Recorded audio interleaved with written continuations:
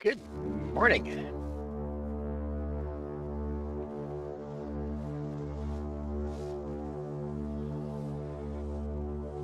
So why don't I have a notification for a video yet? What's that?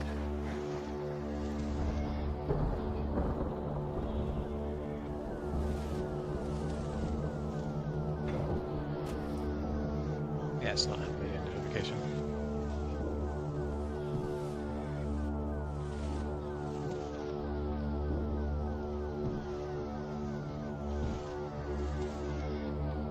There it is. Do we have video? You have video. What is this song? Oh, I mean, it's another Coyote hearing song. I guess we move this over to spooky. That just the background just like jet engine. Or no, more like a turboprop. And that's most of the Coyote hearing stuff has been like sort of dissonant noise. Yeah. Because people find, like, even if you just say like a like children's song and you just add some dissonance, like basically play it on the wrong keys or whatever, It becomes it creepy. becomes instantly creepy. Oh, I'm like, why do I have no controller? That's right, we unplugged it yesterday for Port Royal. Port Royal. It's weird that Port Royal was problematic like that. Hey, Michael.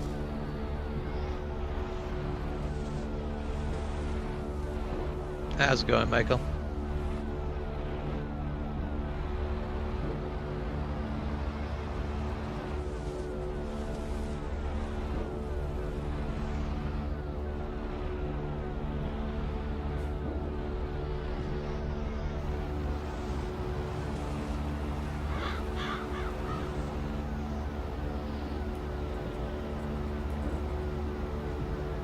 Um,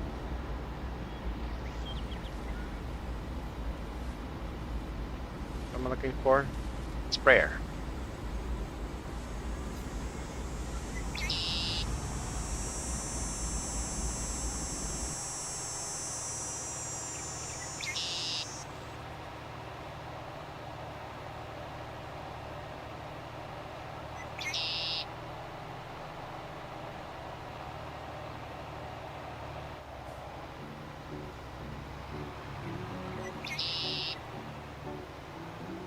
Oh, I know what I'm missing.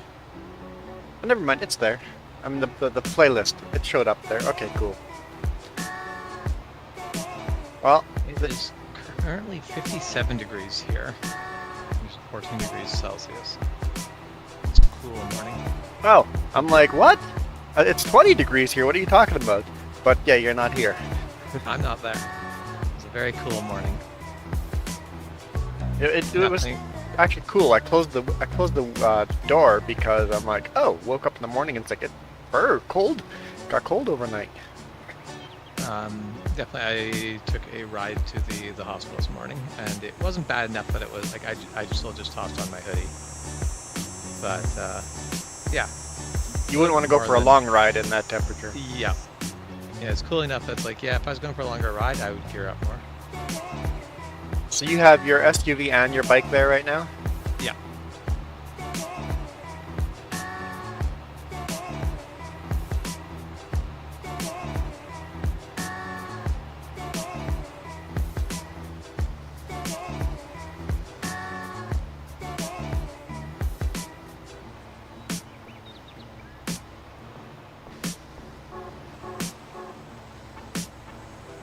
Yeah, I like having both of them here. Swimming, which means swimming pool, I'm guessing, Michael. I would guess so as well, seeing as he doesn't seem to go swimming in lakes and Well, there's rivers and some, but there's no. Yeah. I'm guessing swimming pool.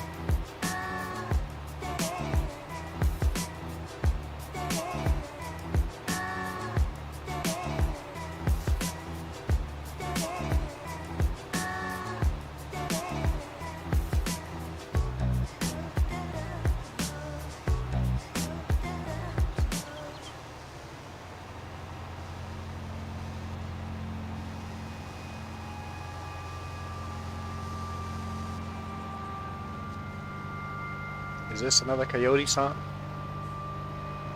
I can't read it. It is not.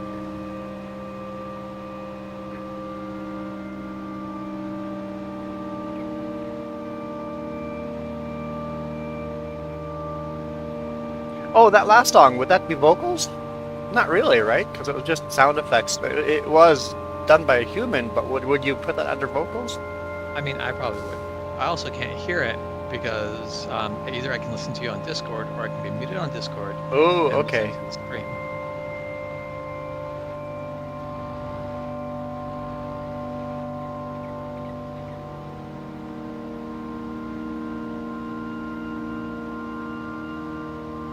Okay, so.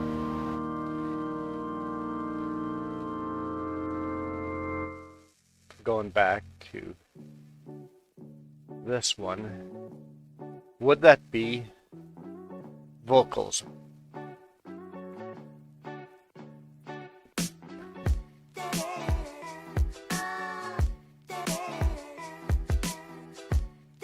I don't think I'll put it in vocals, because it's the reason I make a separate vocal one is because when people say words, the words mean stuff. And Yeah. sometimes when you're trying to make a very neutral, like I try to keep political very neutral on this channel. Although we talk about politics sometimes, I try to keep it neutral so that everybody's welcome. This is just sound effects, so it doesn't really. But it's not actually everyone is welcome. What's that? But it's not actually everyone is welcome. Oh, okay, yeah, I guess you're right. It's everyone who's willing to have a actual conversation is welcome. Yes. Yes, true.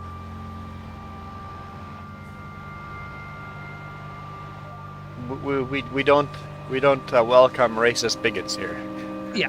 You can't be tolerant towards intolerance.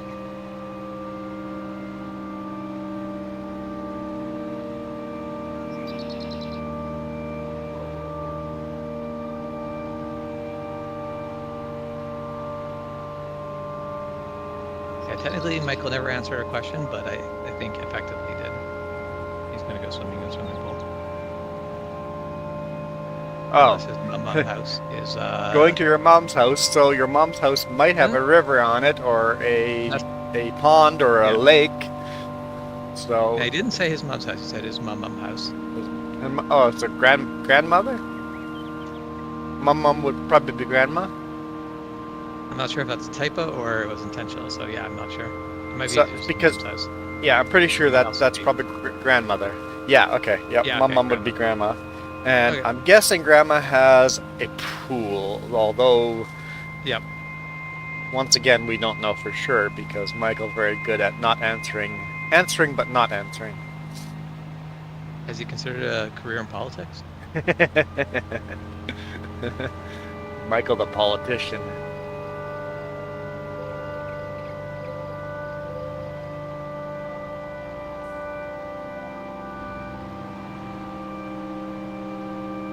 There we go, we got a pool.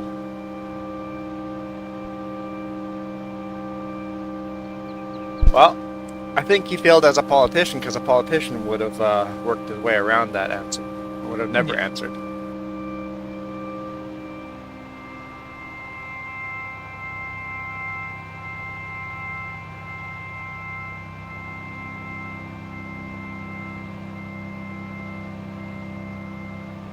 Depends on which button I hit to mute.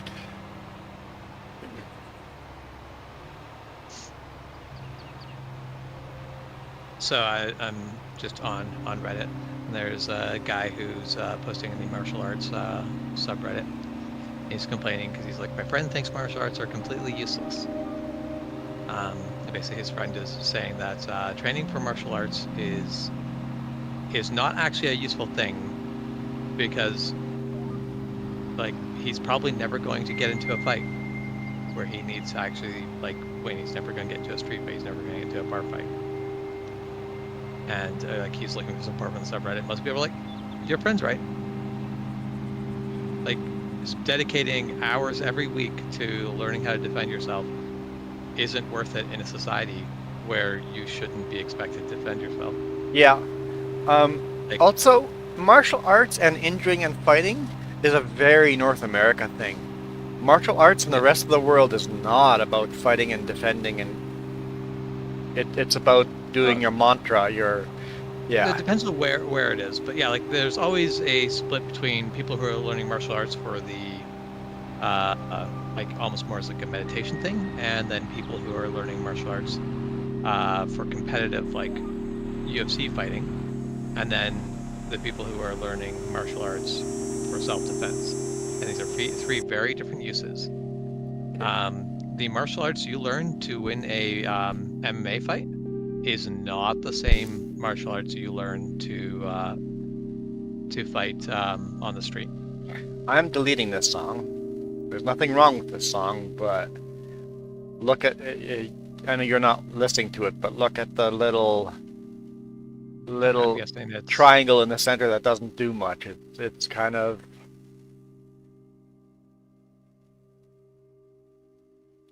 not an interesting song. It's a little... It's just a continuous sound. A continuous sound, yep. We will remove that song from our playlist.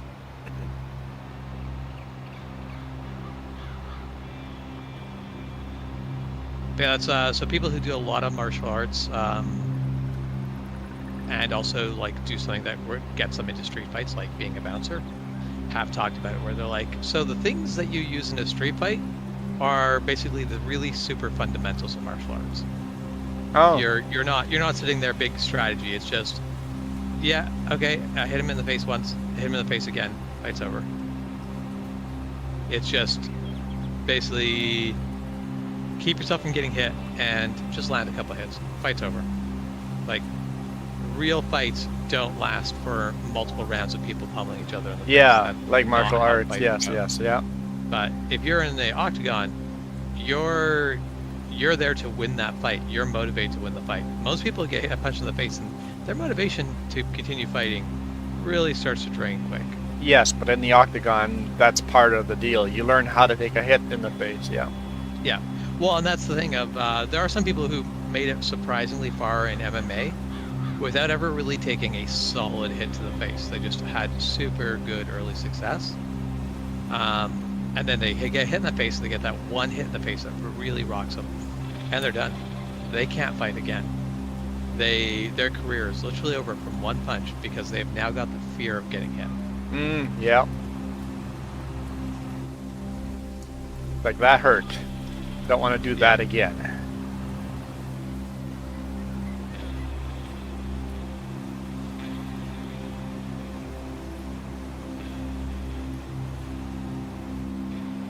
Now, Michael, the description of your grandma has a hole in the ground with water. That could just be a pond. You could be like swimming in your grandma's koi pond, probably now. I think that was Michael's point there. That she does have. So she does have a hole. It could be even a bathtub-sized hole, water. What the blazes is this?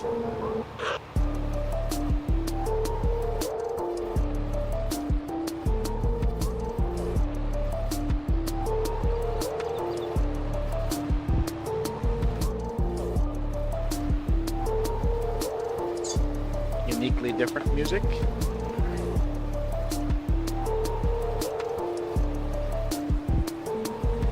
I didn't realize that the YouTube audio library only started in 2019. Oh, that is super recent. That's the first song on the audio library.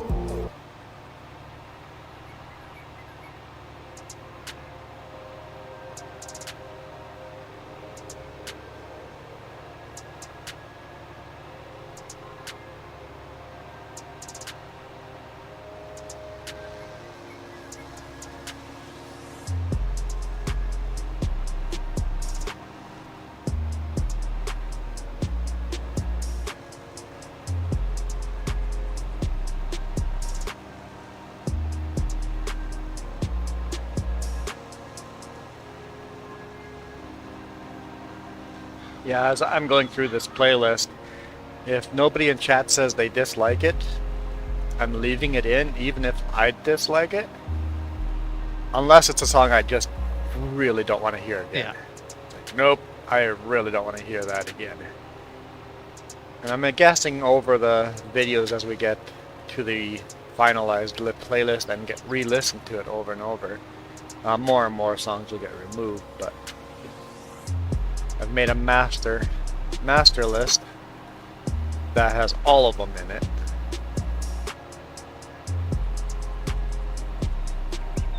None deleted, and then I'll fine tune. Fine tune. There we go. Fine tune the list I use as a playlist, and yeah, for any other video list.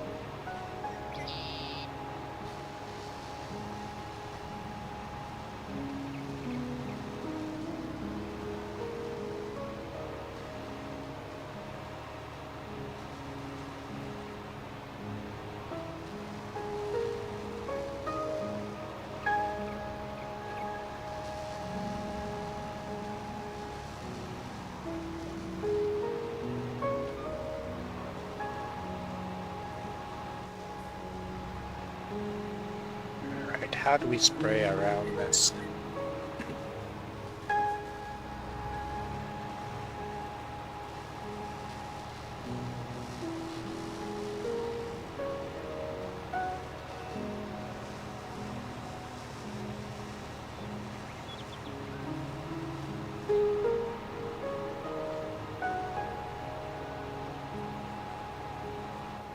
Do a little dance. Yes, you can bring something much longer through a gap. The gap is only half as wide, and we can bring this through there.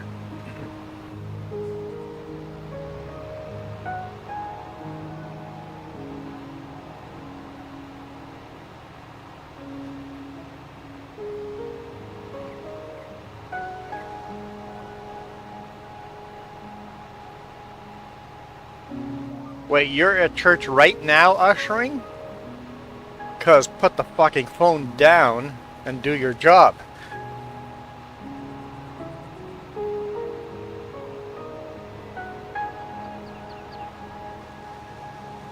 Hopefully your audio's not up and I just swore to the whole church.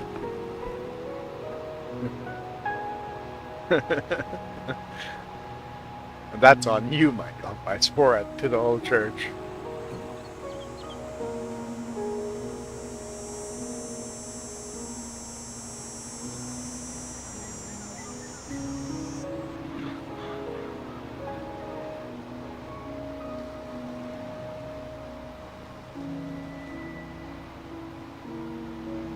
I don't think you know what an usher does. Or maybe your church doesn't know what an usher does. I mean, while a church is ongoing, an usher sometimes doesn't have a lot to do. No. Yes. Usher helps seat people. Usher helps hand out the collection basket or plate. That's about it. So I think technically the usher doesn't have to do anything past seating, depending on how you've got things set up. But yeah. Usually the usher does the collection basket at the end of the aisles. Moves it from one Usually, aisle yeah. to another. Not in all churches. Some churches you move it back to the seat behind you yourself. Yeah. Yeah, I'm trying to think, and that's the thing of, yeah, most churches who have ushers, they will do it.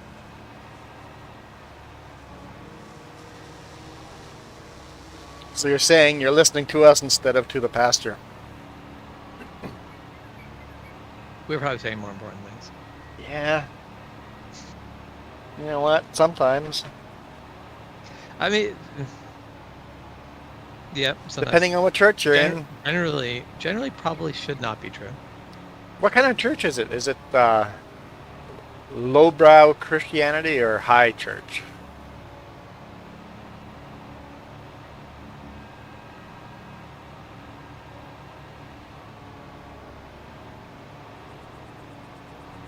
As in Catholic, Evangelical, Pentecost?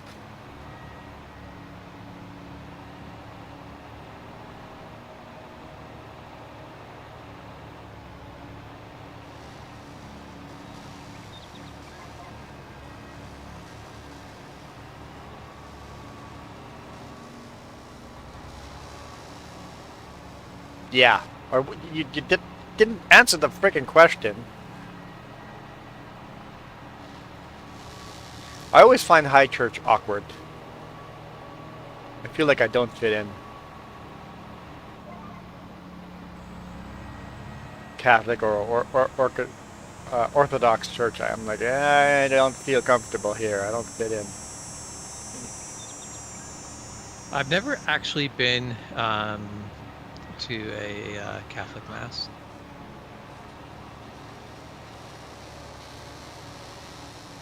You will pass plates. Either Michael is way behind in the conversation. That's maybe why we're not understanding the answers. Or Michael's good at ignoring the question. I mean, it's hard to stay up to date when someone's asking so many questions and you're on a phone. Yes, true. And really quiet because you're not supposed to be on the damn phone.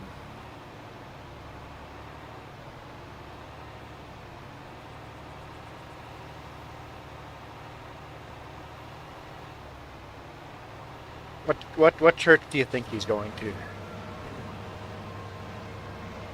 to? Yeah, come on, answer the damn question. I'm going to bet on Catholic. Yeah, me too. I'm going with Catholic.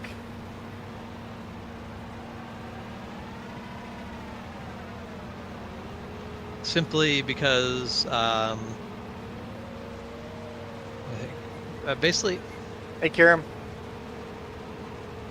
I am basically profiling.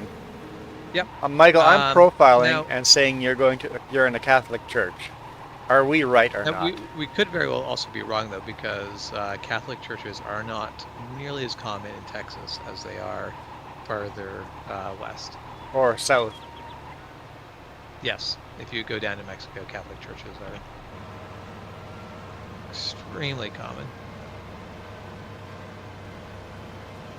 But most of southern U.S. is very strong Protestant. Anglican? Oh, that's Kiram. I didn't read who answered that. Okay, Kiram says Anglican. He says English. What church are you in, Michael? Answer the question. We got money on this now. But betting is a sin.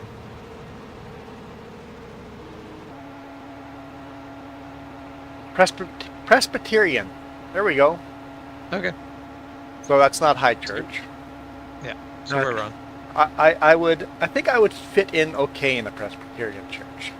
Yeah. I wouldn't feel very uncomfortable. It would be a little weird for me, but I would fit in okay. Presbyterian is fine. It's not one of those, oh, this is weird. Okay, Kiram. Would have been my second guess. I think Kira meant to say that would have been my second guess, but something went wrong with the keyboard there. I'd say Pedcac.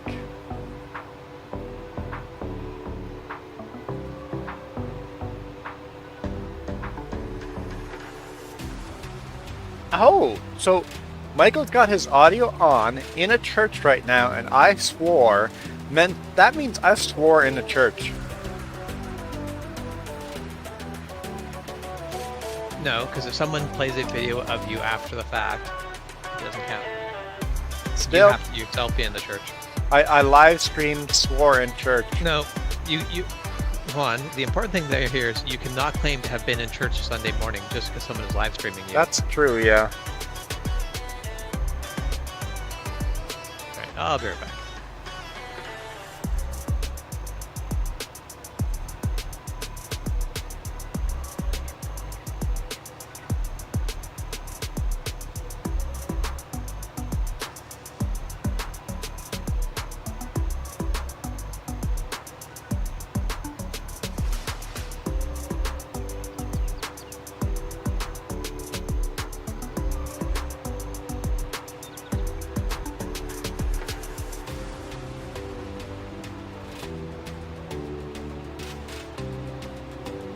Yeah, I'm a member of the Grace Mennonite Church in Manitoba, a church that I never go to anymore because it's, you know, not in this province. I've gone to a couple of churches here, and most of them have been super awkward and weird, or they were so cliquey I did not fit in. I was not welcome. I'm like, okay. If I don't feel welcome when I first walk in, that's maybe not the church for me. I want a church that makes everybody feel welcome.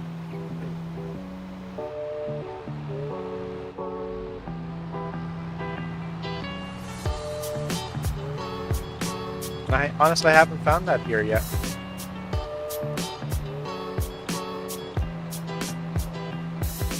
Okay, would they have an Anglican church in the US since royalty is the head office? Yes.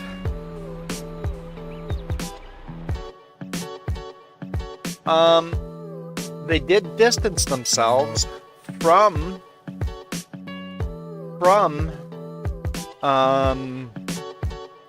it's complicated actually. Shoot, how do I find this? What's it called? There we go, useful charts.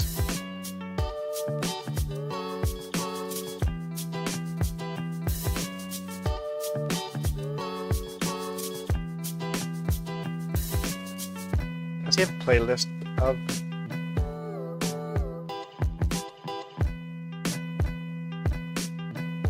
Okay, so what the heck did I miss while I was gone?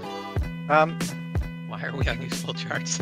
Oh, it's useful charts is awesome, by the way. It's not super friendly here, but here we go. Anglicans. Let's mute.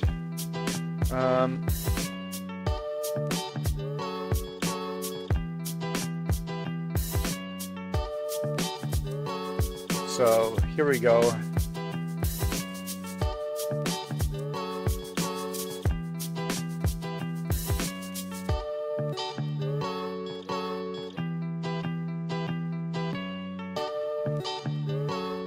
We've got the Church of England, and then English separatist happened over here, but there is still Anglican Church of North America. They did kind of distance themselves from the monarchy at one point, but yeah, this, by the way, I highly recommend this. This is episode 3 of the Christian Church. It's fascinating. It's fascinating. Check out useful charts. Hey guys, also make sure you're still subscribed to your favorite channels. I don't understand why that happens. You're subscribed to your favorite channel, all of a sudden you're not. It unsubscribed. Interesting. Yes, that happens. I go, okay, you know, I haven't seen a video from one of my favorite YouTubers for a while, and I search for them and I'm not subscribed anymore. So every now and then, go through your favorite YouTubers and make sure you're still subscribed. That's weird. Oh wait, I'm on 3Js. Maybe I only subscribed on my main channel. That's probably it. Yep. Because definitely, I just have to go to my main account in order to be subscribed. The 3Js is interesting. I wish, James, you used the 3Js a little more often to watch videos, because if all 3 of us watched videos on the 3Js, it really fucks up the algorithm. So yeah, so I should. If I just spend a month on the 3Js, you are going to notice a very interesting phenomenon. What's that?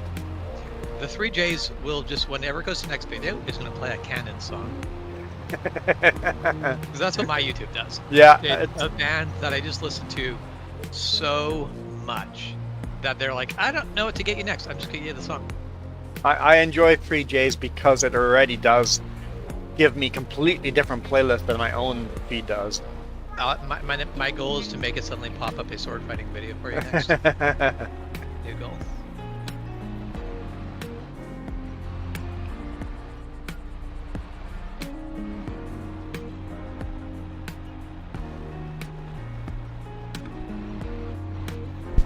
So I'll tell you how much comments make a difference in a video. I'll show you how much your comments make a difference. If you go to someone's channel and leave comments, let's go to my Sleeping with a Trucker, or Sleep with a Trucker.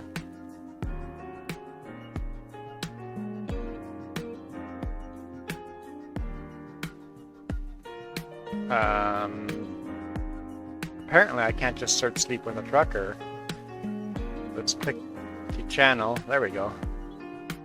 Okay. So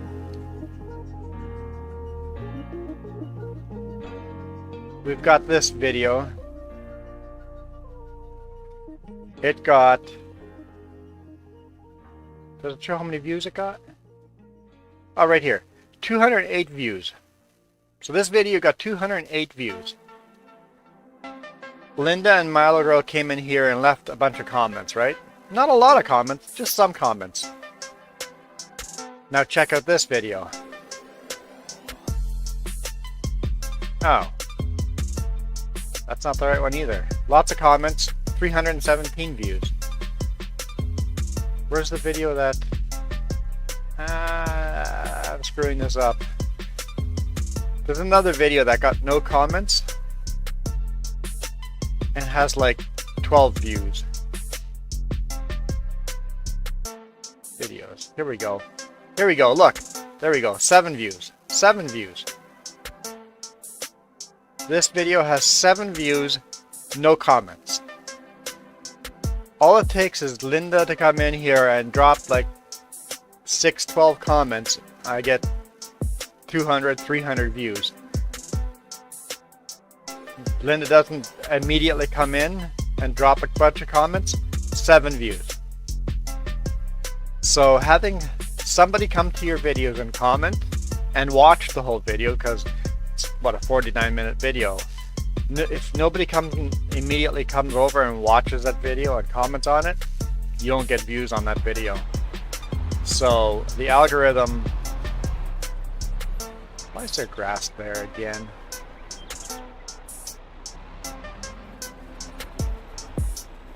Okay. Yeah. Having that initial watch time and comment at the beginning of a release makes or breaks a video.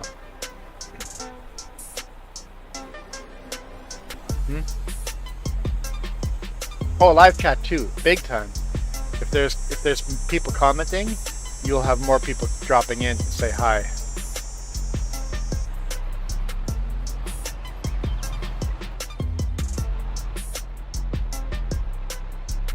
Yeah, I think we all know tomorrow is Memorial Day, Michael. I think we know. I mean, I guess maybe not everybody.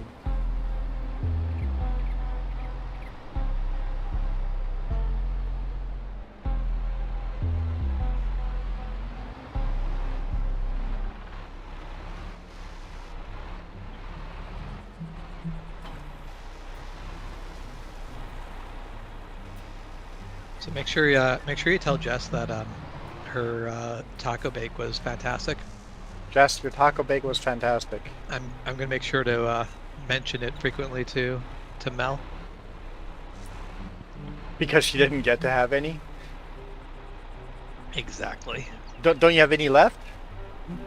I think we do have another one. Did it get soggy at all, like the tortilla?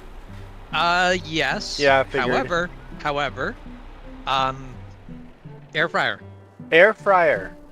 Ah. It's not perfect. It doesn't completely bring back the shell, but because of the fact that you basically take it out of the pan, drop it in the air fryer, basically it rehardens the shell a little bit. Okay, so you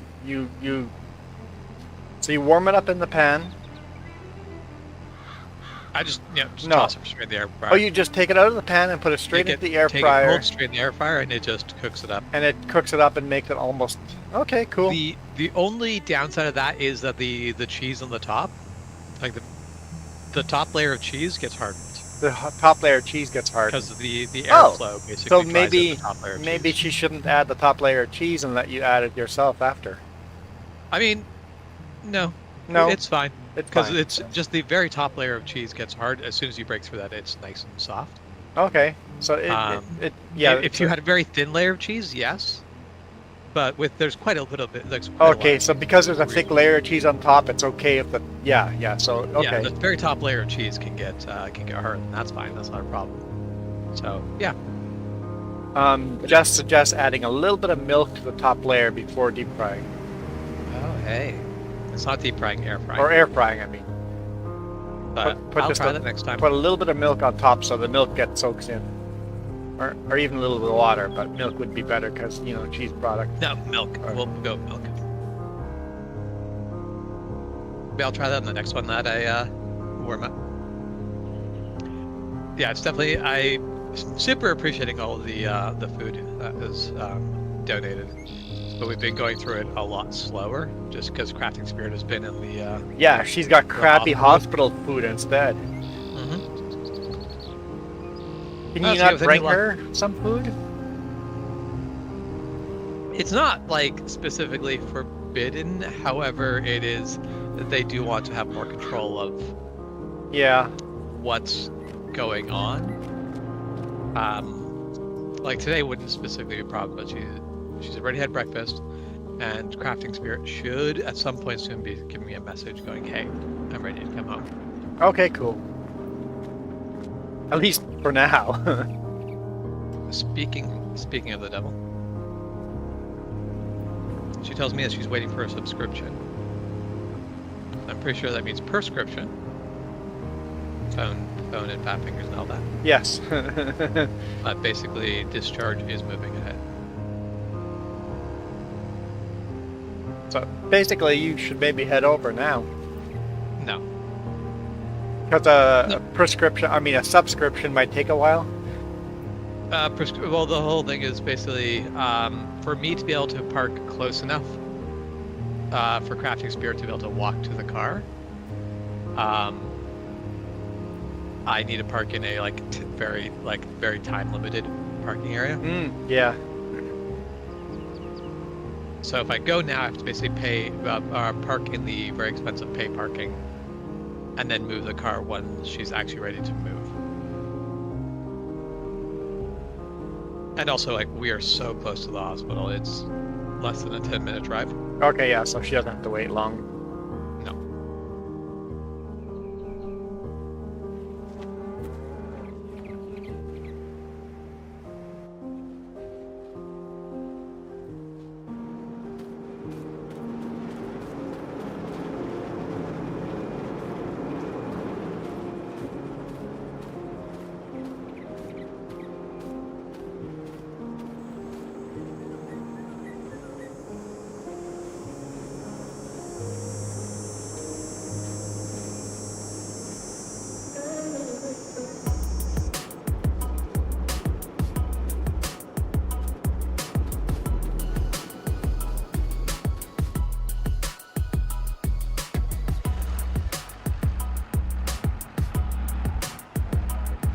Let's load.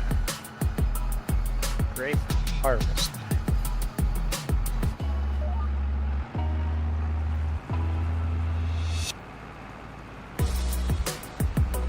Oh, hold up. Not making it very far.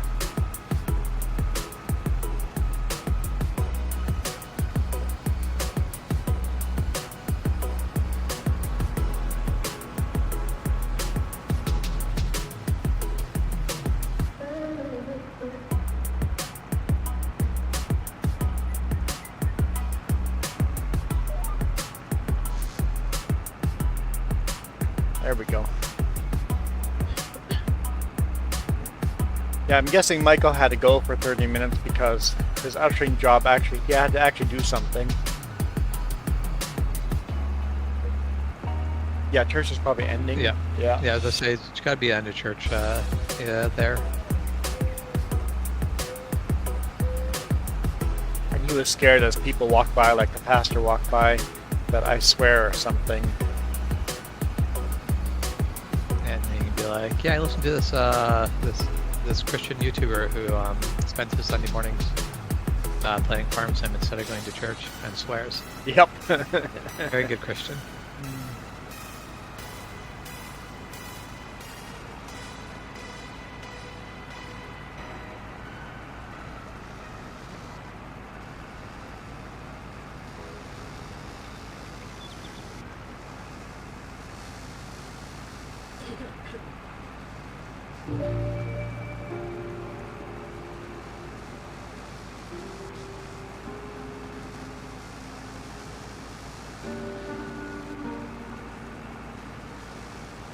Yeah, well, especially if your job is to be a usher, I'm like, put the phone down, Michael. It's not the right place to be watching a YouTube video.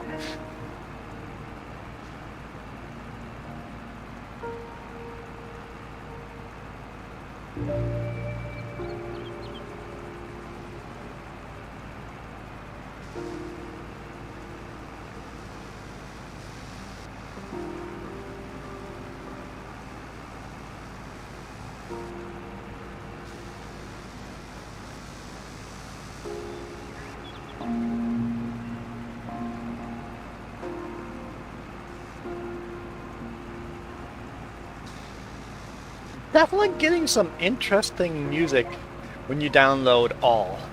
And there is no download all button. You have to manually go and click on every single song. Yeah. It would be nice if they offered I would just like to Download full all everything of this library. type Yeah, whatever. or download selected. Yep.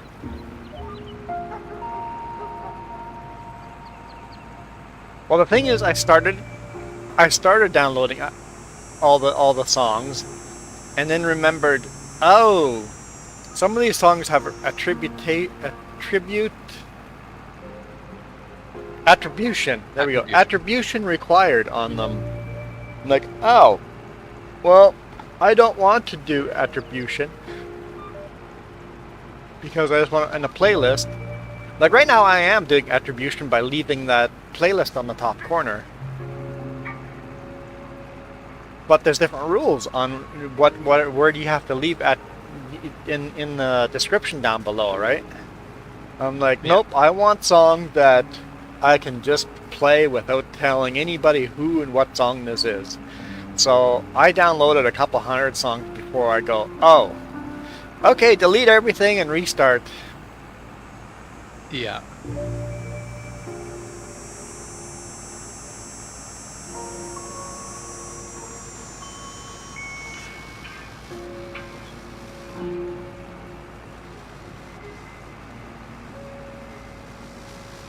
See, that's high church.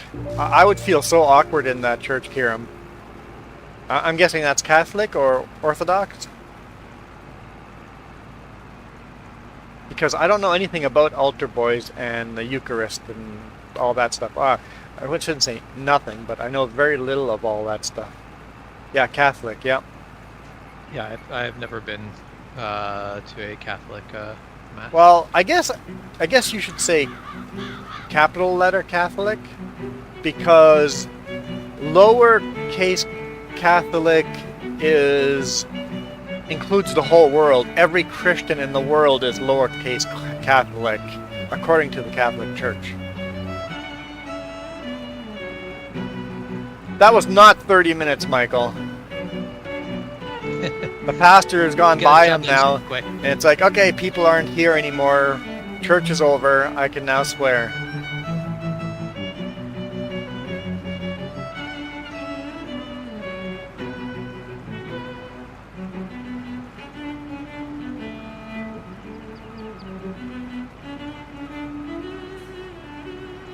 saints go marching.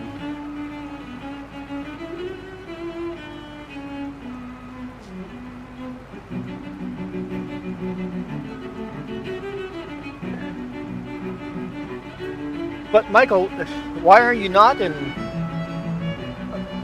Do you have to stay outside? Can't you stay in the sanctuary?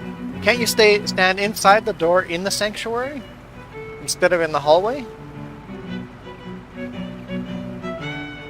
You know, I have never watched the Great Picker unload before, Oh, either in real life or in game. I've never seen a real life grape picker. I've seen quite a few. Having worked on the orchards, I've seen quite a few. They're sort of intimidating machines. They are. They look like they could grind you up. They'd be a good meat grinder. Yep, they are a really good height to basically go send you through the middle. I mean, I'm pretty sure it actually wouldn't do much more than tickle you very violently. So, like, the Orthodox Christians have their own pope, and they are Orthodox Catholics. Those are Orthodox Catholics, and they follow their origins all the way to St. Peter as well.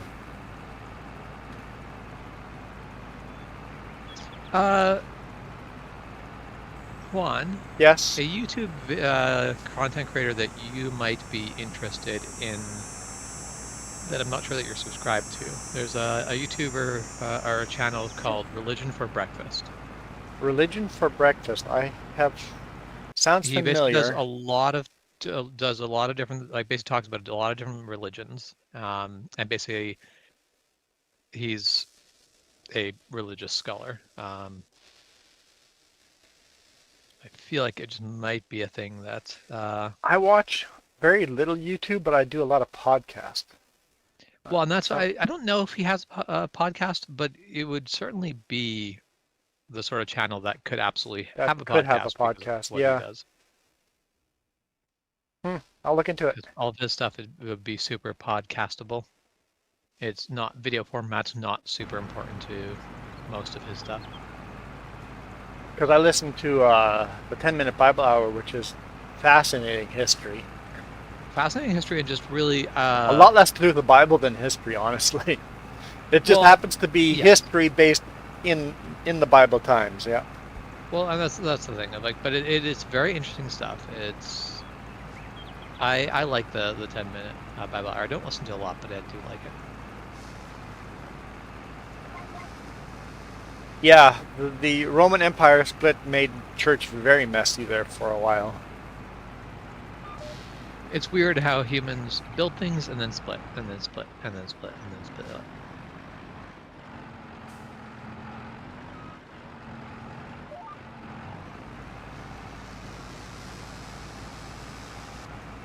Oh, music stopped. Didn't you pause it? No.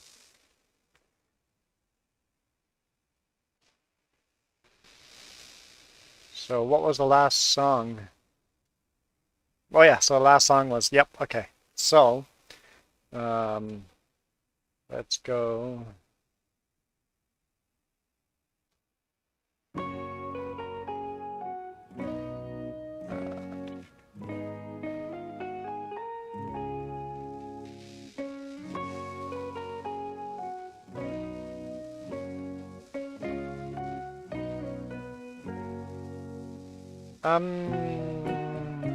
What's wrong with you, YouTube?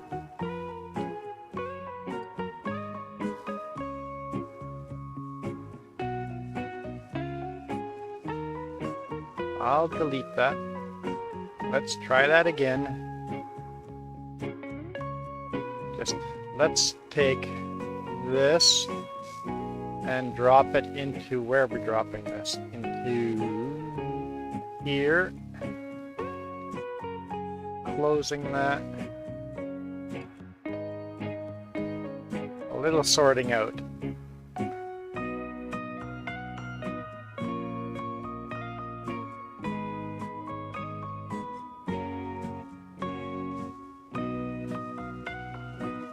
Okay, that's sorted out. Now, let's make a new window capture.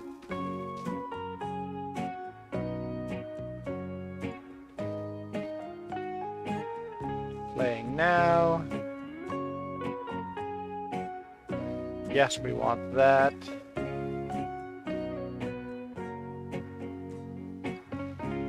But we want you. So I just take that whole thing and just drag it all the way up into the corner so that we can just see that.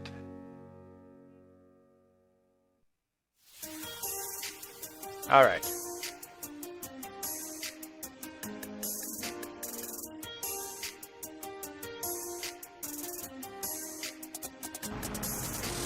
Continue.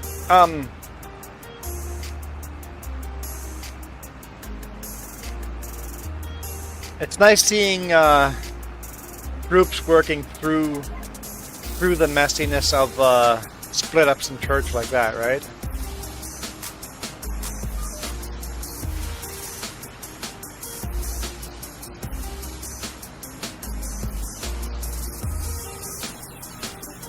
Yep.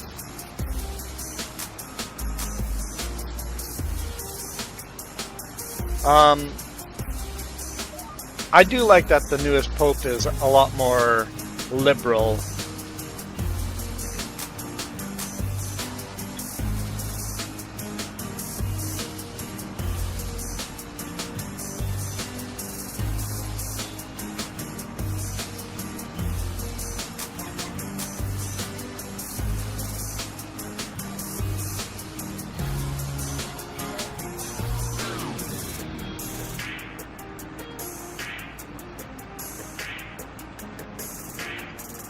And honestly, I think the Pope would change even more if he wouldn't get as much backlash. The Pope has to walk a fine line.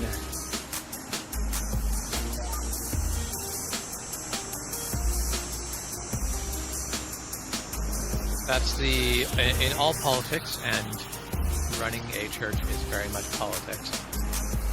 You can only change so quick. The faster you try to change, the harder the backlash will be. Is the music a little bit too loud, guys, or is it good? Can you guys still hear James and myself over the music well, or it might just be in my headset too loud? Yeah, I've never really had opinions on popes before, but Pope Francis has been like, he seems like. Yeah, I thought so. I'm like, the music seemed a little bit on the loud side. Yeah, like Pope Francis is one of the popes where I'm like, no, I think he's a good pope. Well, he's a good man. It seems like he's a good man. Yeah, that's the thing. He's a decent human being to start with. Yeah. And a lot of people who get high into politics everywhere are just not decent human beings.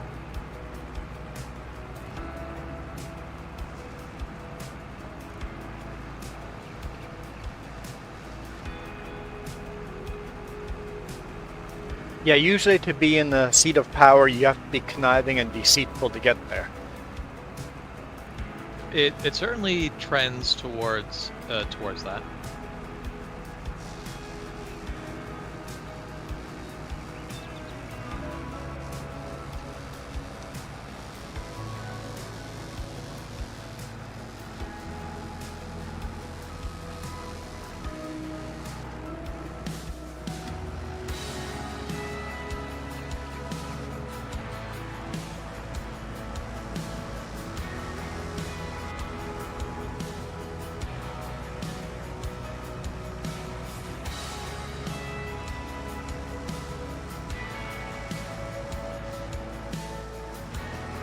And the reason the Pope has got so much power is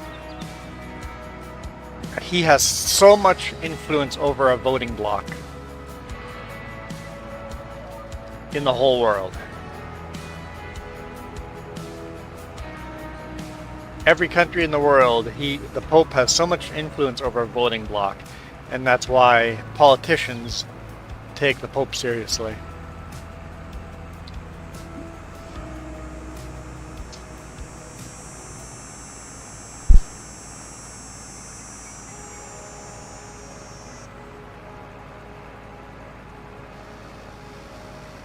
Ah, so you were being an usher, not because you wanted to be, but because your brother needed a substitute.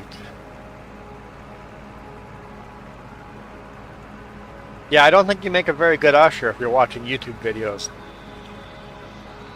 while ushering.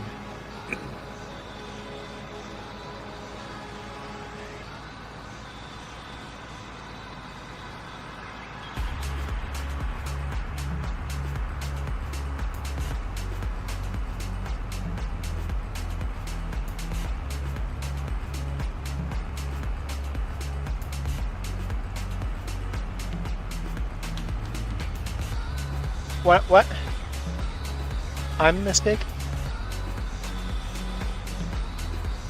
Oh, Jeff says you don't have to do a good job if your brother's going to get the blame anyway.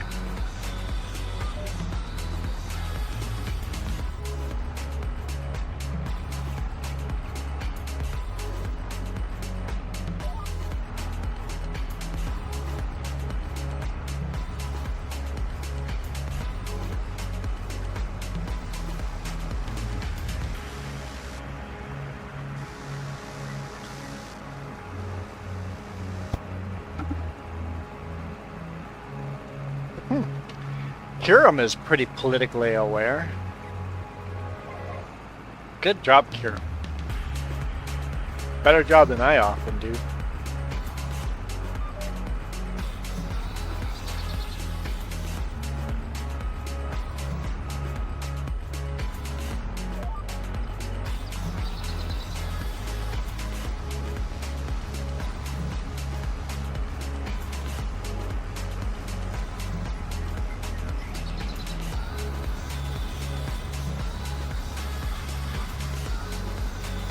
Yeah, if you like reading history, you should listen to the 10-Minute Bible Hour.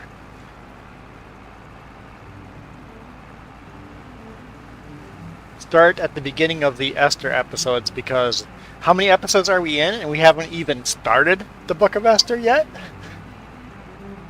We haven't even started the book and we've been listening for weeks now?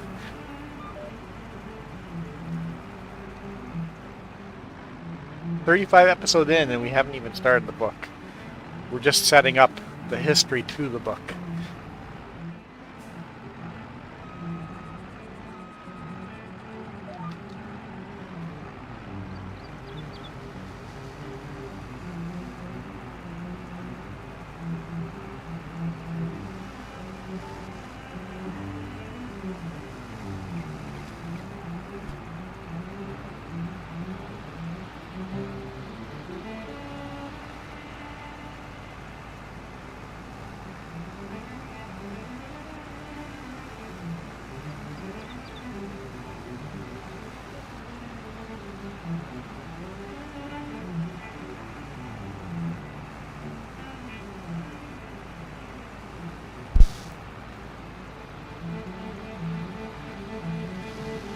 Yes, the more we learn where we've come from and why things are the way they are, the better you understand where we are today, right?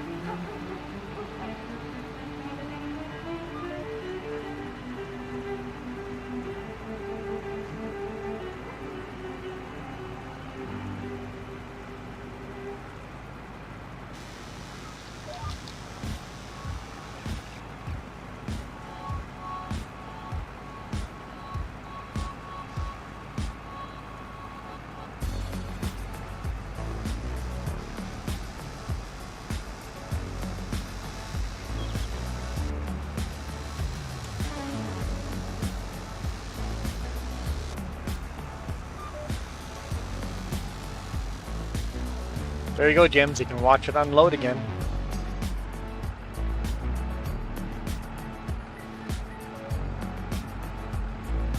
It's interesting how tall it is when it unloads, but it's just a pivot point. Just I guess 2 pistons.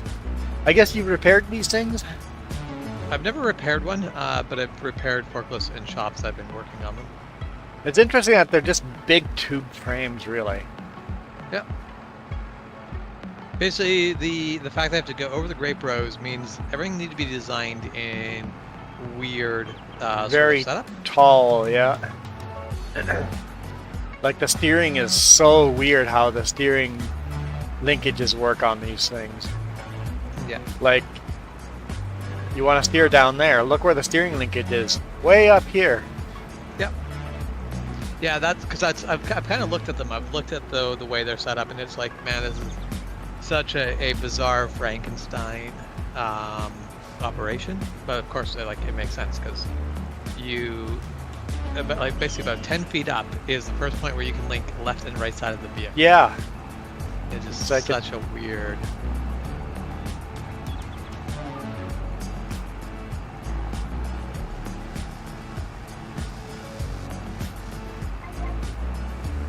So you have a very solid tube frame to link the vehicle because it's so high up. Yep. Or else it would flex. All that torque on the bottom and the steering and the drive wheels has to be supported way 10, like you said, 10 feet off the ground.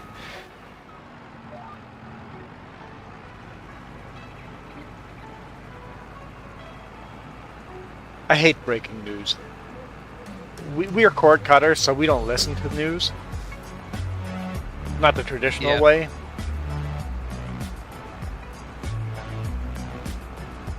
And when I say cord cutters, it's like we've been cord cutters for like over 15 years. Maybe more like 20 years.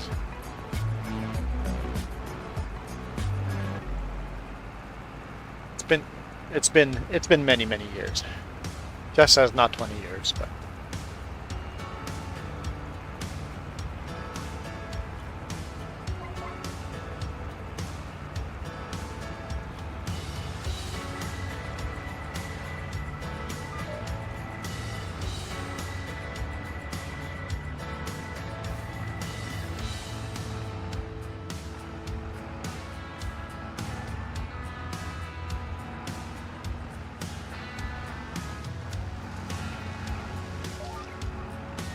you guys have all seen that video where all the talking heads say the same thing from all the different channels.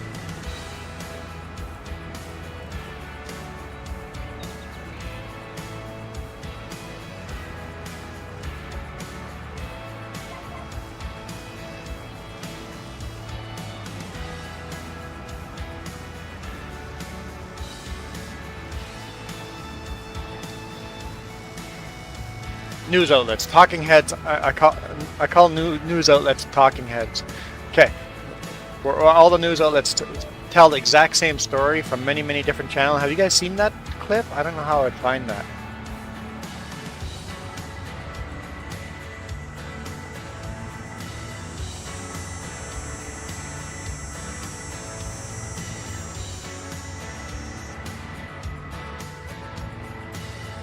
I'll make a quick attempt here. I'll make a quick attempt here to see if I can find it. If I could click on the right thing, here we go. Let's see if I can find it.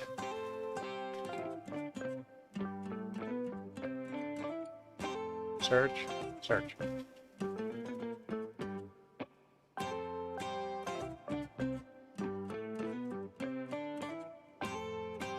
Okay, we're gonna pause our music.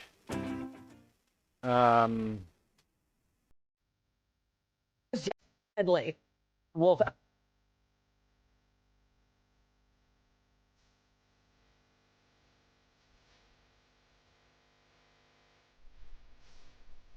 Down.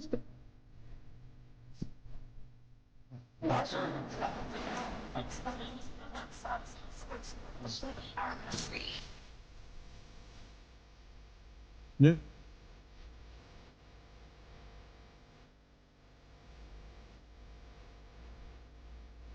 Next.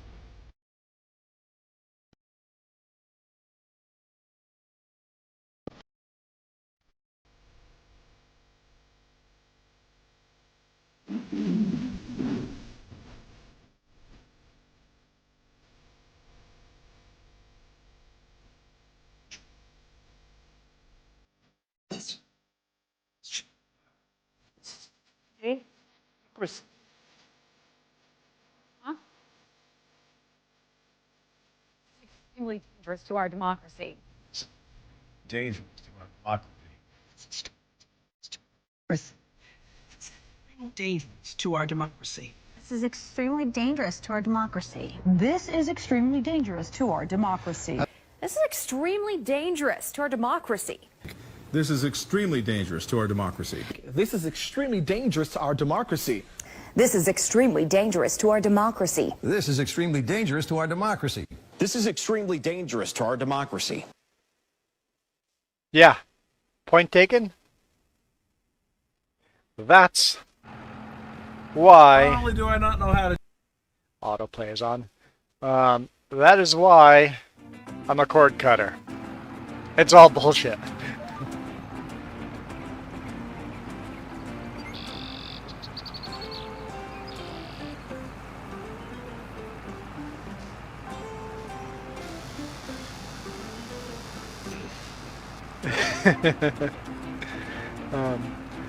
I was talking to the reason why I was talking to someone on YouTube, just a conversation with them, and they're like, the reason why they went to school to be a broadcaster, a news person, is because as they got further into it, they went to school for it.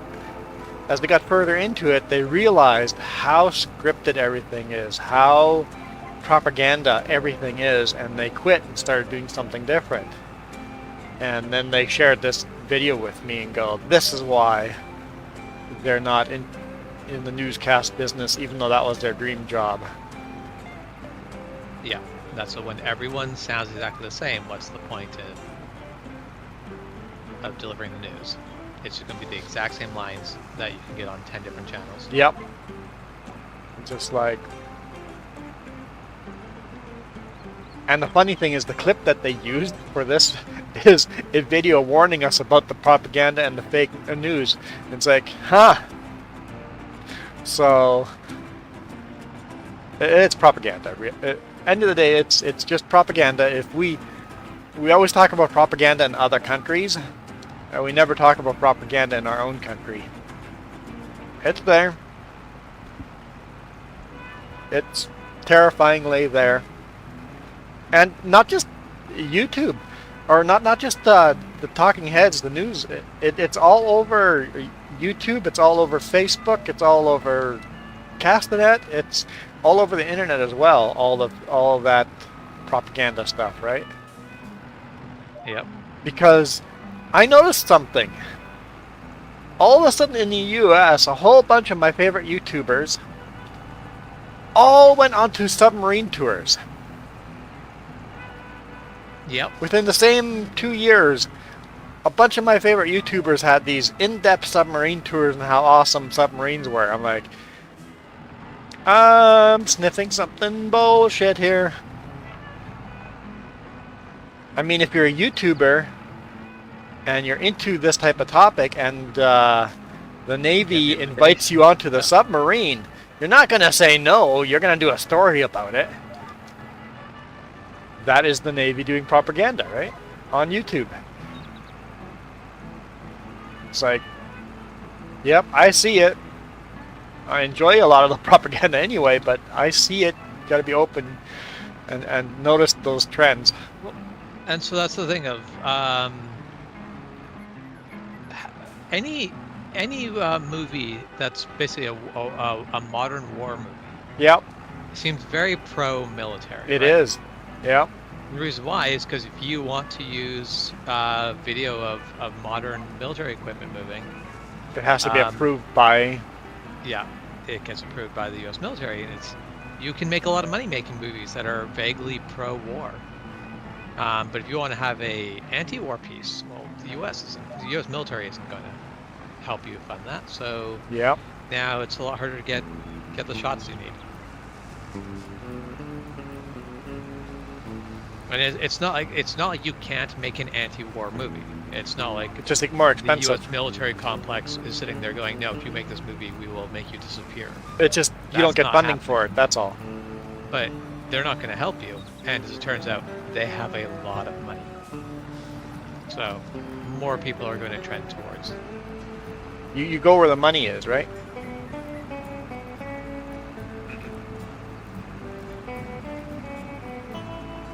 And that's the thing, like money gets things made.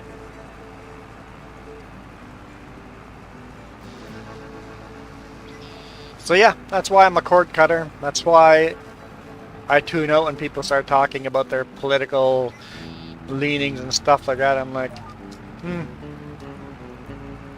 I mean, I get into it every now and then, but people are into this day in, day out. They live and breathe this crap, right? We have that debate once every 2 months or so, right?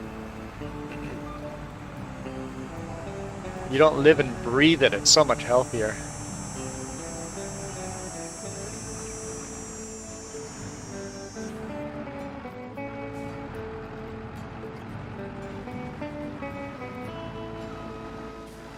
And as Canadians, we get caught up in the US politics because most of our cable channels are US. And then you got these idiots in Canada holding up big pro-Trump or pro-Biden posters. Dude, we're in Canada, not the US. What the heck? So the one that really bug me is the people who have signs talking about their Second Amendment right. Yes. It's like, you're in Canada, you don't have a Second Amendment right here. Well, we have amendments, but your Second Amendment right is completely different. Like that's the Second Amendment doesn't give you rights. Second Amendment is it's an amendment. Yeah. But anyway, like that thing of like the right to bear arms is not a Canadian right. No, it is not. The freedom to free speech is not a Canadian right. I enjoy Or free people that say I take the it fifth. is not. Yeah. We have something similar. We don't have the fifth. We don't have the fifth. We have the right to be silent, but we don't have a fifth. And that's our right to be to basically not self-incriminate Yes. is not quite as strong as the the Yes, like we have to identify who we are. Not everywhere, but yeah. The U.S. has a lot more freedom. Like unless you're driving, because I think unless you're driving, you literally pretty much never have to self-identify unless you are being arrested for A suspicious crime. Yes. Crime, yeah. In the U.S., unless you're driving or suspected of a crime, you do not have to show ID ever. It's one of those U.S. rights.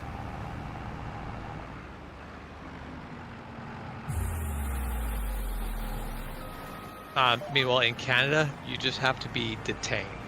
Yeah. And in order to detain you, they don't have to suspect you've committed a crime. They just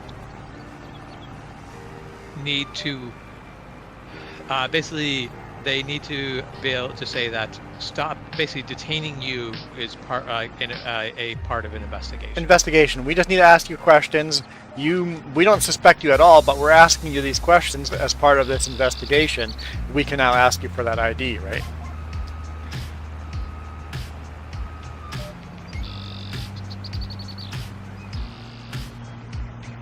Like I've been pulled over in the middle of the road. They're looking for a certain color car and ask for ID. And that's if you're in a vehicle, they can pretty much always ask for ID. Yeah, so it's weird how Canadians get hung up on U.S. laws. Yeah, but they can't, like, if you're walking down the side of like a street, a cop can't just force you to ID. No, no. You do have the right to refuse.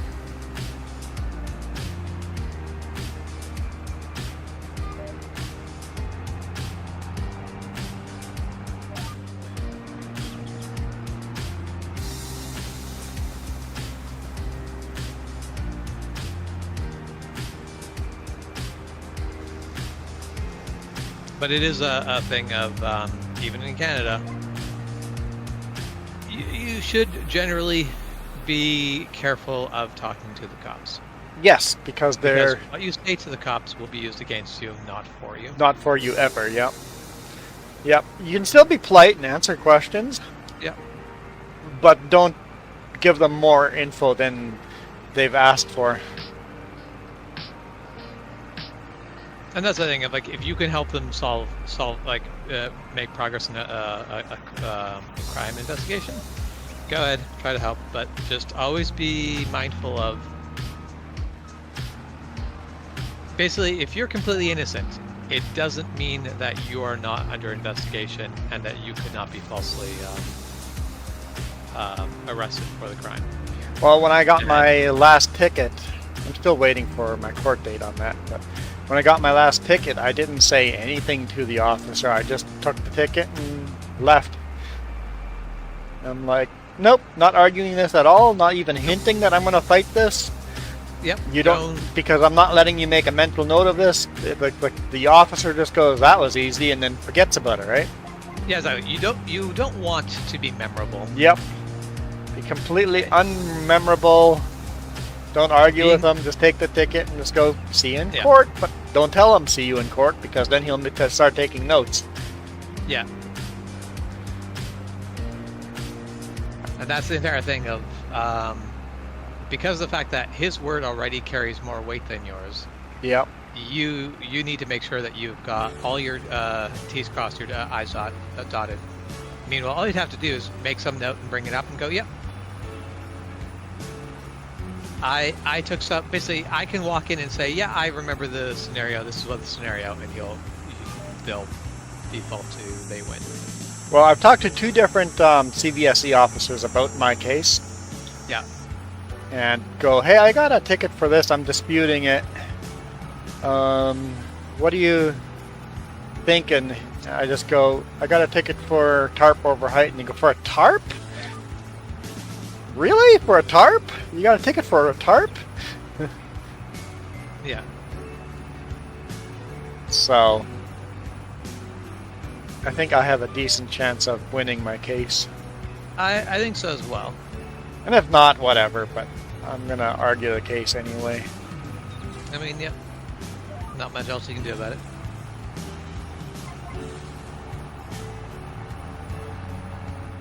It would help if I turned it on.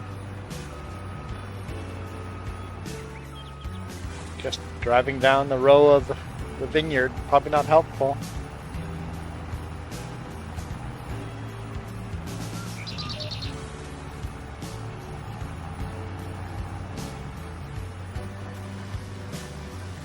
Yeah, if you're going to push back at a police check stop or a police stop or whatever and fight and argue against them, you better be very, very, very, very right. Yeah. And even then, you shouldn't do it. You are hurting your chances of winning. Because I saw this one kid being very sarcastic and just absolutely making fun of the cop the whole time. The cop suspected him of driving under the influence. Yeah. And this kid is just, you're sure gonna look dumb once we go to whatever this. You men, you're gonna look dumb when you do this and that. Just giving the cop such a hard time. And at the end, the kid just goes, hey, is the officer still here? And the guy goes, yeah. Can you please send that officer in? I want an apology from him. And just the whole way, just fighting that cop and just how dumb he's going to look. And the kid was super right. Yep. Yeah. And made the cop look dumb. Yeah. It was a pretty darn good alpha male move, but that could have gone so wrong. Anything, like basically that cop is just looking for something. And that cop's going to remember you. Yep. I wouldn't accidentally be going 5 miles over the speed limit in the future.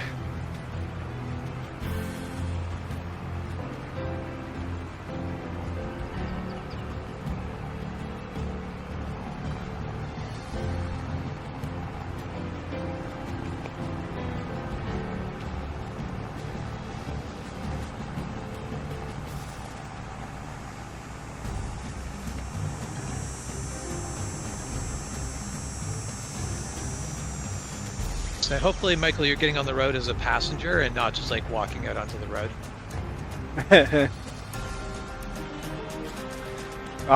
When I told my boss I was disputing my ticket, he just goes, well, either you're going to win that, Or that officer's gonna pull in every single Sutco truck after this and inspect every truck. He goes, I'm like, yeah, maybe. Maybe we're gonna get tougher inspections because of me arguing in court. But I'm still gonna do it. Oh no, I'm full. I thought I could do 2 passes, but not quite. I think this trailer's full too here.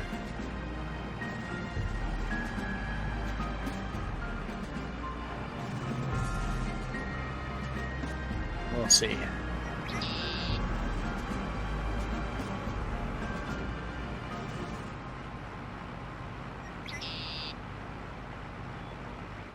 Yeah, got a little over half of it dumped.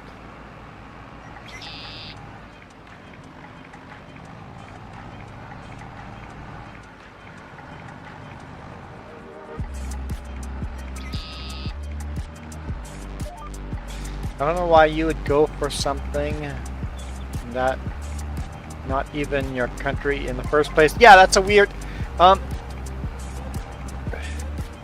it's a weird thing because you guys in the US don't experience that because you have US news. A lot of Canadian TV is American TV. Well, because and we don't have a lot of American TV, and then most people are on the internet. Yep. What like on Facebook, and like any place I go, it's more American news than anything else. So we hear a lot of American news, and then some dumb Canadians get, because it is propaganda. So there's some dumb Canadians that get brainwashed by the same propaganda and get all excited about American politics. It's almost humorous if it wasn't so sad. Yeah, it is. It's kind of depressing on some days. Yeah, it's like it also. But that's the. It does give you because of our unique position of getting a lot of American news. It does put us in that unique position of seeing the propaganda. Yes. We get to see it. If you only live under the propaganda, you fall for the propaganda. More likely, there are people who still see it, but yeah, it is kind of, but it is amazing how many people bite into the propaganda. Like the people who will basically talk about defending their Second Amendment rights up here in Canada, and it's like, I like guns. I like gun ownership. We do not have the rights to gun ownership that the U.S. has, so your entire argument falls flat. Yep. I think it gives us a unique insight to propaganda and makes us be able to see our Canadian propaganda a little better too. I think a large amount of maybe my circle is just not brainwashed. Well, no, not my whole circle is not brainwashed. Some of my friends are brainwashed one way or the other. Yeah, I guess we're brainwashed. Yeah, never mind. But I see the propaganda on the Canadian and the U.S. side, and not conspiracy shit. I'm not big into conspiracy crap. I mean, some of the conspiracy stuff's cool, but I'm not really into that. I'm just the propaganda itself. So it's cool seeing it. It's depressing seeing it also. Yeah. But yeah, I'd say I have both liberally brainwashed and conservatively brainwashed people that I have friends with here in Canada. And often when I start a conversation, they're like, yeah, that side, blah, blah, blah. I'm like, no, dude, your side too. If you're left or right, you're both. That is, I currently have a lot more issues with the people who lean hard right, but I think that is the thing of, with the current propaganda wave, the people who leaned kind of hard, like pretty hard far left right to begin now with, too. went like a lot of people went hard right. Yeah. I don't know a lot of people who went hard left. There are some people who've gone really hard left, and it's. I feel we're on the left swing right now. Yeah, I think we've swung really hard right, and it's going to snap left. Now we're gonna swing very hard left. We're in the process of swinging hard left,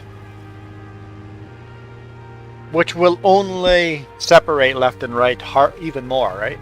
Yeah, but that's the way the propaganda works. It's a wedge. Yeah. Because we It's can't... intended to be a wedge. Propaganda is not intended to be left or right. It's intended to be a wedge. Well, that's the thing. Like, if you're moderate left and I'm moderate right, which is probably not accurate because I'm pretty sure we're both moderate right. We're both moderate right. Yeah. The propaganda there is, it keeps us from going, okay, like under the situation of we're both moderate left and right.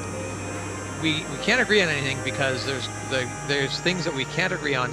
So I basically have to push harder right. I think that was the side I was on. Yeah. And you have to push harder left. And basically we get farther and farther away, and then any possibility of going, you know what, no, we've got some standing points where we go, yeah, that makes sense. Like, okay, so to take the risk of grabbing a very hot topic issue. Hot take. With the abortion debate. There are the people who are like hard pro-life, hard, and then hard pro-choice. And it's like, Yeah, Kirham. Flower Mountain. If you look at it, like, so there are cases, against in some of the states, the anti-abortion laws don't allow you to get any form of what would be an abortion, even if the surgery itself isn't actually to abort a fetus. There are times where you basically have a basically not a tumor, but like a growth. Basically the process to get rid of it is essentially an abortion. Now, it's not an abortion in the fact of you are aborting a fetus, but the operation is still that. It's now banned, and it's like that's dumb. I think anyone who's moderate can basically sit there and go, yep, this is not the way that should go. Like even moderate right go, nope, that doesn't make sense to ban. But the people who go hard right go, no, ban it all, go, well, there will be exceptions. It's like, except for you can sit there and basically pick what side of the argument you're on, but you don't get to pick the exceptions. Yeah. And so you end up in these situations where you go, well, there should be an exception for that. Yes, but there isn't. Yeah. So now there are people dying because they can't have a life-saving surgery because technically the surgery is an abortion, even though there is not an unborn child involved at all. It's the same procedure. It's the same procedure. That procedure has been banned. Procedure is what is illegal now. Yeah. Not the situation. They Yeah. didn't ban the situation, they banned the procedure. Careful when you write laws, right? Yeah. Unintended consequences. Lawmakers write laws without understanding the science of the actual work. Lawmakers write laws about cars without understanding cars, and that's how. So, in a less controversial one, but one that bugs ever living hell out of me. So when do your brake lights come on? When you hit the brakes. How about in a car with regenerating, where if you lift off, like electric car, you let off the throttle, it goes into regenerative braking. Same with a big rig with engine brakes. Yeah, your brake lights don't come on. Yep. Why? This is dumb. There are a couple of big rig companies that now, when your engine brakes come on, your brake lights come on, and on the radio, all you hear is going down the Coquihalla, "You idiot! You're riding your brakes the whole way down. What's wrong with you?" And it's like, my brake lights come on when the engine brakes are on, you idiot. I'm not actually riding the brakes. It's just the engine brakes. Yeah, I'm not touching the brakes. The truck is just informing you that I am trying to slow down. Yep. Yes, regenerative braking and engine brakes, electric cars and big rigs with engine brakes, the brake lights should come on. So in my opinion, that should be a thing. There should be two-stage brake lights. Slowing down there should and be one actively stage where braking. you are off throttle. Yep. You are no longer holding speed or accelerating. That law has been tried to be passed. Yeah. And then there should be you are actually braking. Also, North America, our stupid basically the fact that our brake lights and signal lights can be the same light. It's Yes. so dumb. Yes. It made sense 50 years ago. It does not make sense today. It needs to be updated so bad. But who writes laws? Not people who engineer cars. Yeah. And that's the problem we'll always have, is the people writing the laws are doing it to try to get reelected, not to try to basically make a positive change. One good law in Canada is the daytime running lights. So I hate our daytime running light law. The problem is I think we need them. We need daytime running lights. The way the law works, I think, is really dumb. Yes. It should be all lights are on, Yes. not just headlights. I agree. Front and Like my rear. motorcycle, I turn the key on. All my lights are on. The only thing I can do is turn my high beams on or off. Everything else is on, always. Yep. So what? Do you ever turn your lights off in your truck? No, they're always on. Yeah. Okay. Same. My lights are always in Because off. because it auto turns off. when I open the truck door, all my lights auto turn off. Mine doesn't. Mine, if I don't lock the vehicle, it'll stay on for a minute or two while Oh I yeah. walk away. See, mine will But automatically. If I lock, it'll turn off. Yeah, Then. all lights on, 24/7, all the time. Yeah. I actually I got confused because it was getting dark, and I'm like, why is it so dark? Oh, I got my vehicle serviced, and they turned the lights They off. turn the lights off. Yeah. Yeah. Because how many people do you see driving down the highway with no rear lights on because they have their dumb daytime so- running lights? Have you noticed for my time now spent in the Lower Mainland, it is so much worse here. Oh, it is. It's always bad in Vancouver. Yep. Yeah, it's so bad. I'm like, half the people are driving. Not Be- half, because- but like Because a of quarter street the people are lights. driving. Yeah, you can see the road, so they don't turn the lights on. Yep. Street lights. You don't need Yeah. headlights. Yep. Yeah, so your back end is completely dark. Yeah, Having said that, it kind of why do automakers not just do this without laws? They always sell cars to be safety. We're so much safer of a car than everybody else. Well, Yeah. from the factory, have that. That's not an option. Yeah. Lights are always on. Done. Like, and that's the thing, I think it should be. So, like, in a lot of cars, like, you can still have an off switch. A lot of cars now will have it where you have auto, and auto is the default. Like, you can't actually turn the lights to off. Off is you hit off and it will snap back to auto, which means it turns the lights off now, but when you restart the vehicle, Yes. it's back to auto. It basically the default option should be the lights always are on, unless somebody manually turns them off. Yeah. Yeah. That would be a safety feature. Why do companies not do that? Yeah. I don't understand, because that would be in their customers' interest. Yeah. I don't get that. I don't get that part of the automotive industry. Yeah. And that's why, so you know how the Mustang has the progressive signal lights? Yes. I think all signal lights would be like that. I think a lot of Fords do that now, not just the Mustang, but progressive signal lights are awesome. They catch your attention. Yeah. Progressive signal lights and progressive brake lights should Yep. both be a thing. Yep, have brake lights. Just small little lights pop up when you take your foot off the throttle, and then you And that's start in hitting our the modern- brakes, and they start getting brighter and brighter. More lights come on, and- right? Easy. Yes, in our modern world, LEDs. everything's LED lights. Easy to do. So easy to do. Yeah, like it's just a case of it's a tiny effort of programming, and that's it. Very easy to do. But getting back to, I like this story when people always talk about laws and what laws they're writing. It's like, this is in Michigan. They wrote a local law, like a state law. A big Christian group pushed hard for this law to be passed. To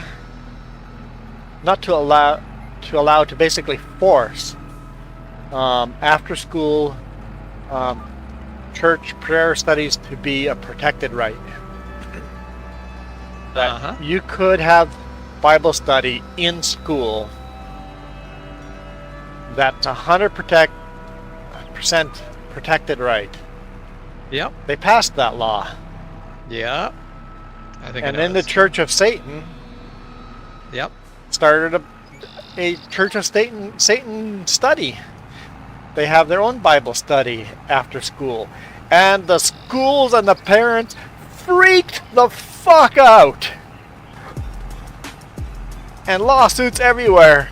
And then they go to court and everything and go, dude, you guys wrote a law to protect these things. So, yeah, Church of Satan can do this. So you should maybe be careful what kind of laws you pass. So just one minor little thing. Huh.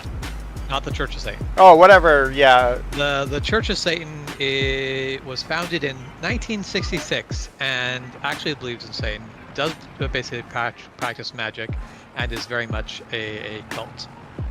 The Satanic Temple. Ah, Satanic Temple, okay.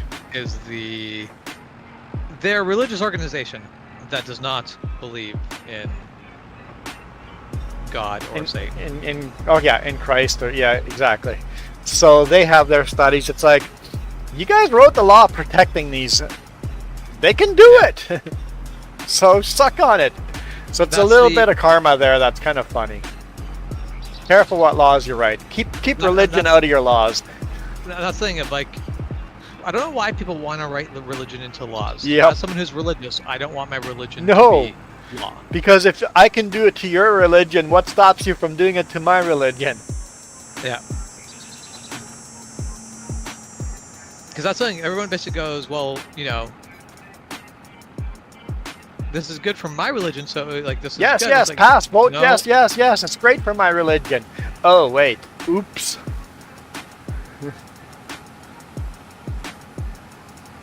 Careful Okay. which laws you pass.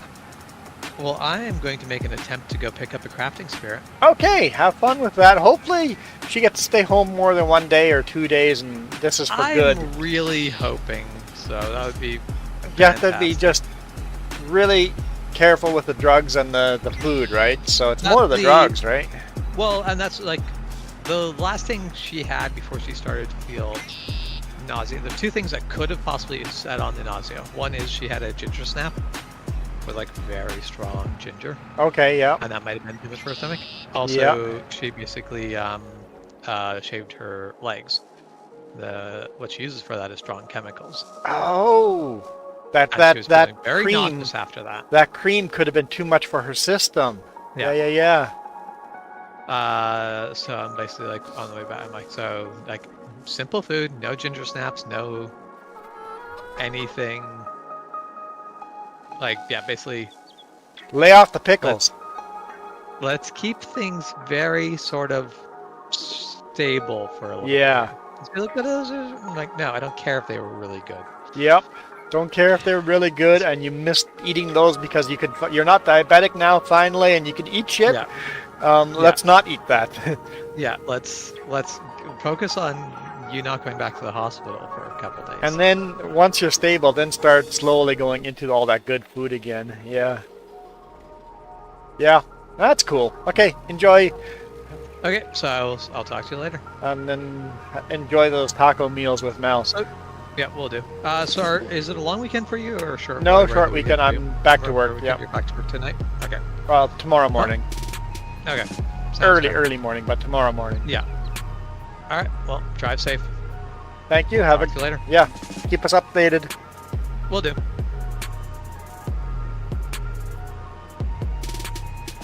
Whew, okay. Michael, you're on a farm highway, so you're taking the scenic route. Kirim says, do you like my vineyards?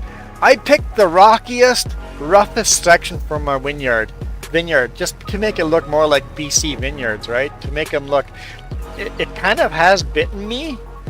It's a little bit hard to run that pillar through the center when you're doing the, and same, it's hard doing the trimming of the branches and stuff. It's a little bit hard. Harvesting is pretty easy because of the way a harvester works, but so it has bitten me. It's a little bit hard to do, but visually I like it more this way, so I'll deal with it a little bit harder to actually work in the field.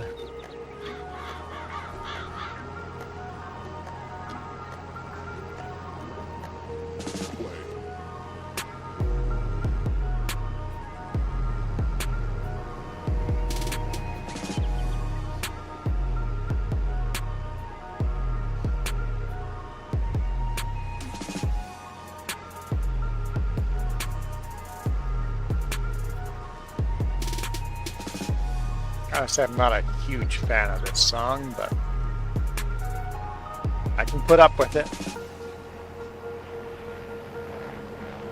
So it stays unless the commenters say that they hate it.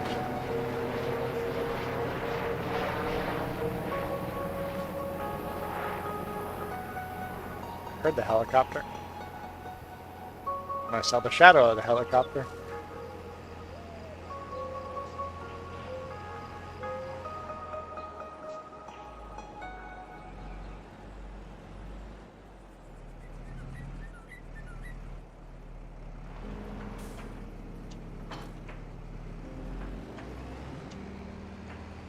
Alright, on to the next song.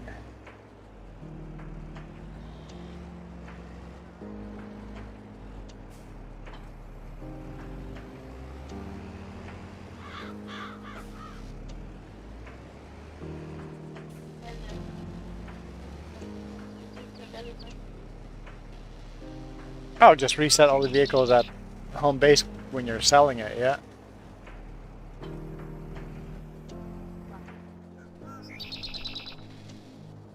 Guess what? I'm getting hungry. What are we thinking for food? Why don't we walk across the ditch? Across the street for lunch? Or you had, well, sorry, I didn't listen to. So you said pizza now or later, and then what was the other option? Fish and chips? I'd be okay with that and save some money and not go out and buy food. I'd say some pizza now. Yeah, I'll wait another half hour or so and then have some pizza. Yeah, okay. Pizza now and then some fish and chips later. And then if I don't feel like fish and chips later, I can still change my mind there. Okay, take a quick look here. Yes. And I still have to do all my trip sheets and budget.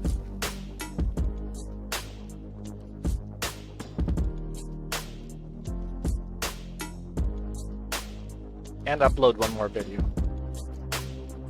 Okay, so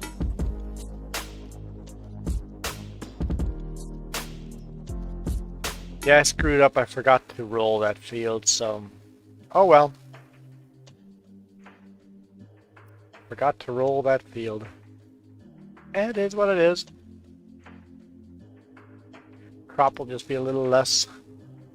But yeah, there's nothing else to harvest. There'll be a lot to harvest in here tomorrow. Well, we'll have all the grass to cut, and then all these fields to harvest. So it's going to be pretty aggressive in there tomorrow. And I think we're just going to fast forward to that point. Ooh, cake is a darn good price. So is butter. Okay, let's take care of cake and butter.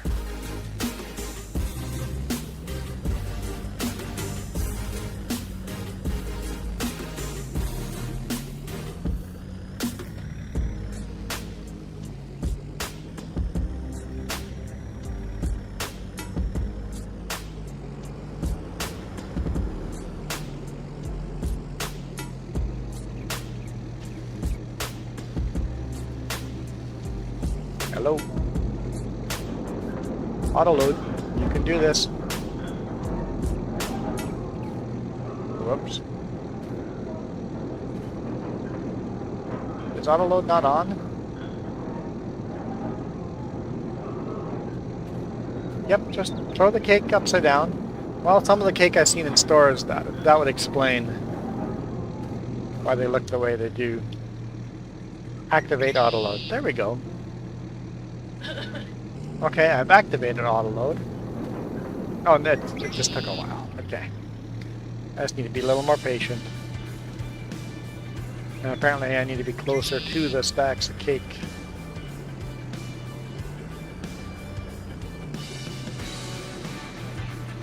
Come on.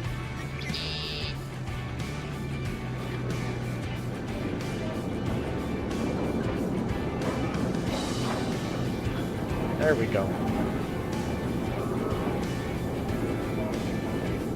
Maybe I'll stack the cakes on the bottom next time. There seems to be an issue with that. Turn auto load off. Sell our crated cakes.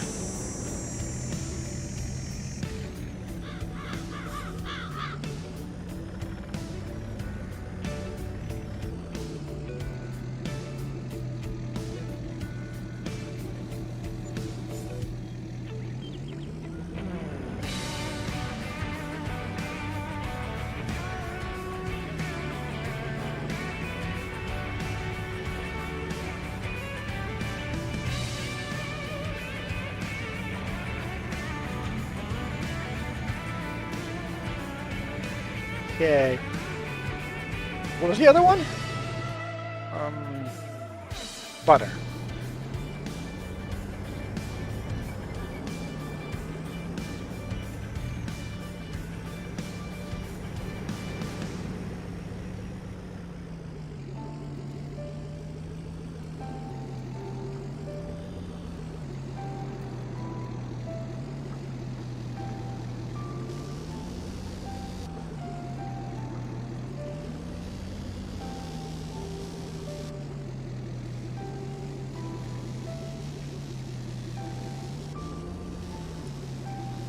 Go. X. Oh, come on. Just load. One lane or two lanes? One lane in each direction, right? I would call that a two-lane highway.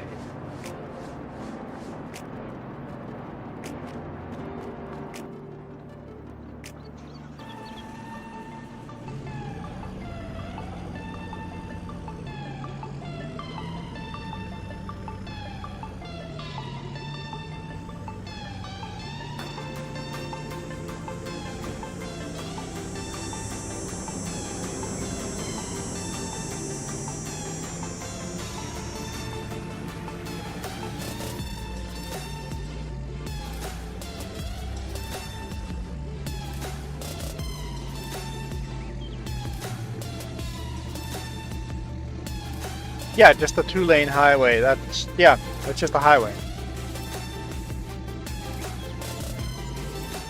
It's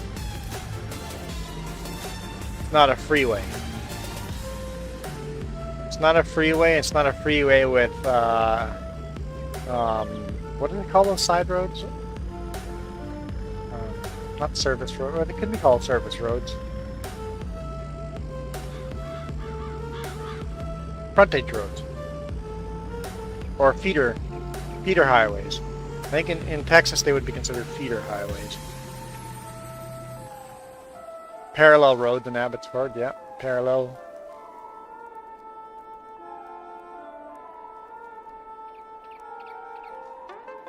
Or not Abbotsford, I think it's west of Abbotsford.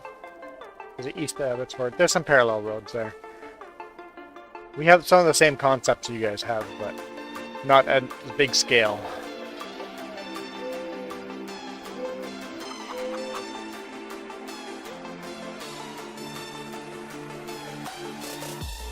That honey could be moved. Let's do that.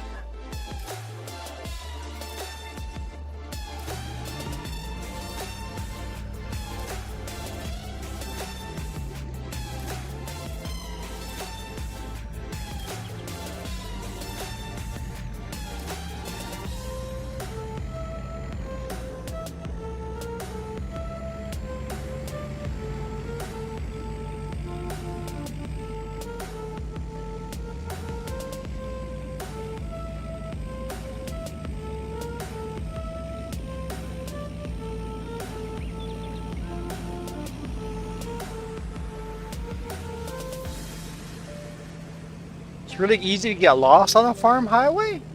Really? I guess I don't get lost. Didn't say never, but I don't get lost as a rule. I hope auto load's not on. Good. I don't want to pick up all those tomatoes.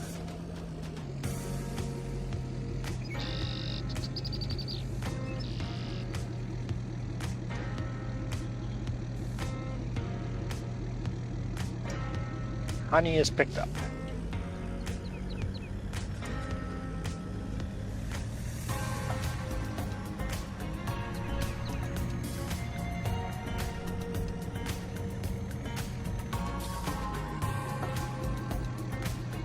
Oh, I should have waited a little bit.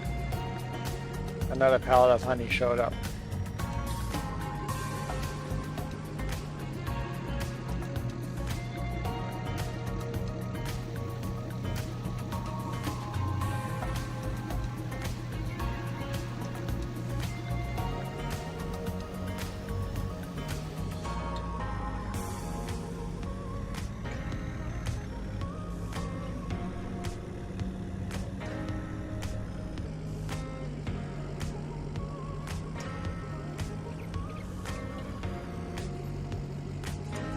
FM.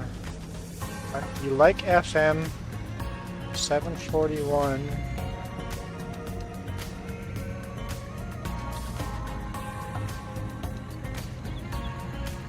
Frontage Market Road 741.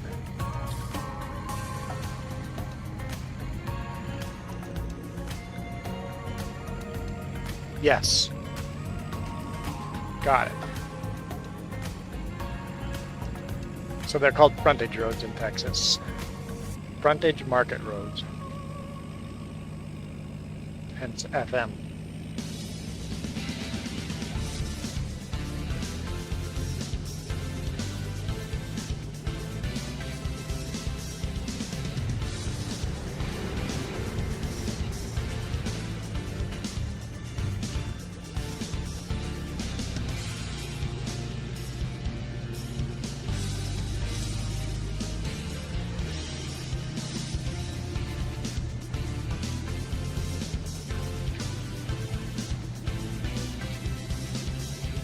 Yeah, you guys call them FM roads, frontage market roads.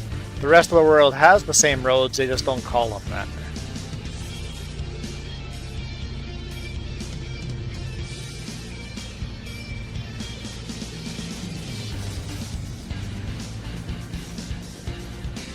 Alright, so I know we were supposed to buy another tractor, but we have this problem of Flower Mountain, as Kiram called it. I think we have enough money to buy another bakery and get rid of some of that problem.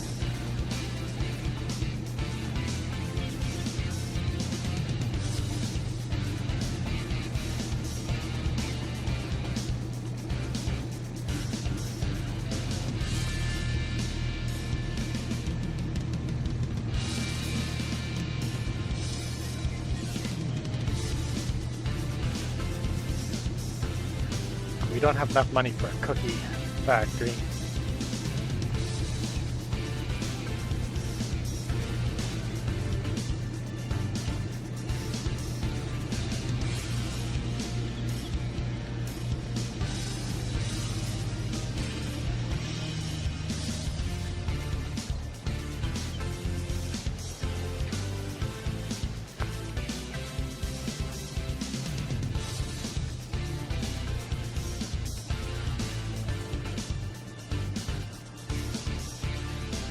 It would really screw up because that's a hill there. I don't think we should do that. Let's place it on flatter ground.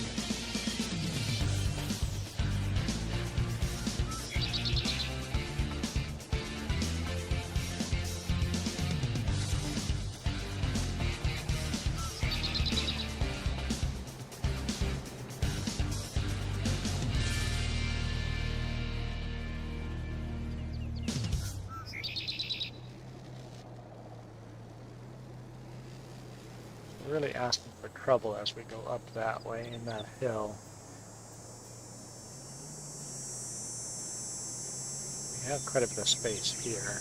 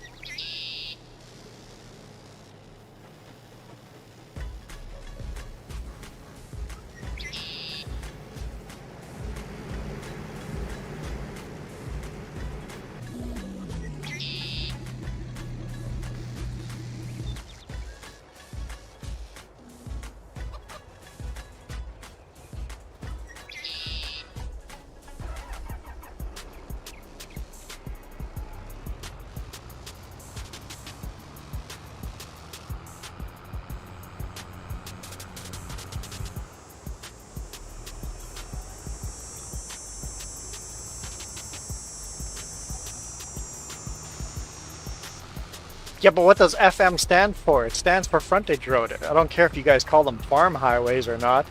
FM stands for frontage road. So you guys might just call them farm roads.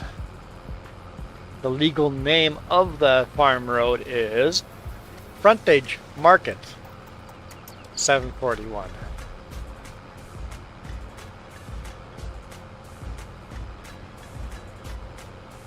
Oh wait, maybe it's called Farm Market Road.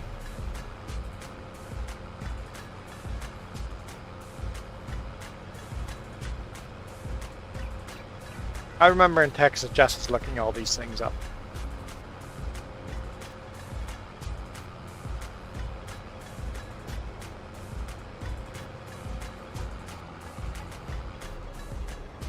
Last time I screwed up on the bakery and gave it too much milk. So, before we unload the milk here, let's take a look at our other bakery.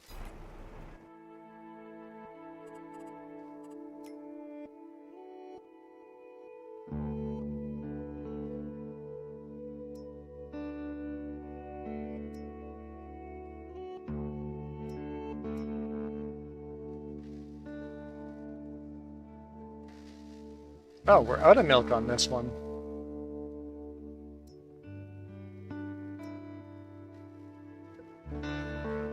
So, we gave too much flour. Okay, so let's give half the milk here, half the milk there. So...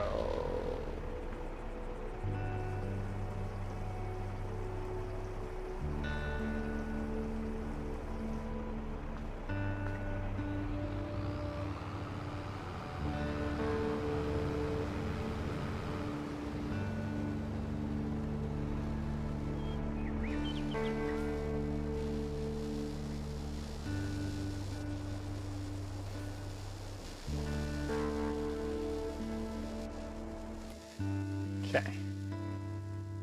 Got lots of milk now.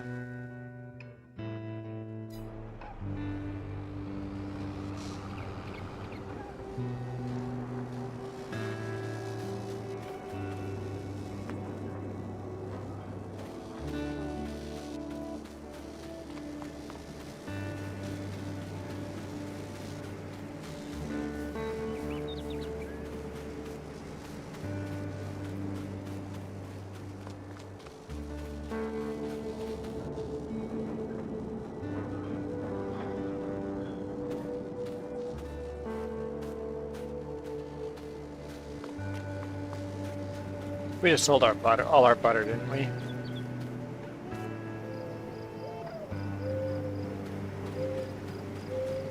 Didn't think that through, did we?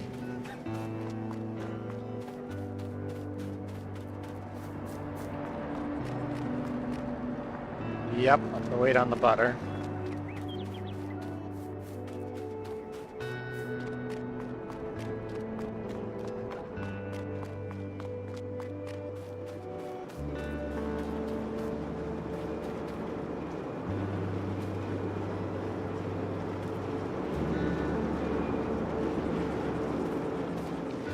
Don't all roads have stop signs and traffic lights?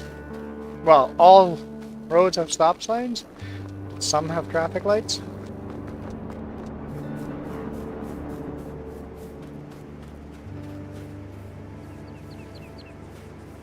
Okay, what did that do to our... We need eggs and butter and quite a bit more flour.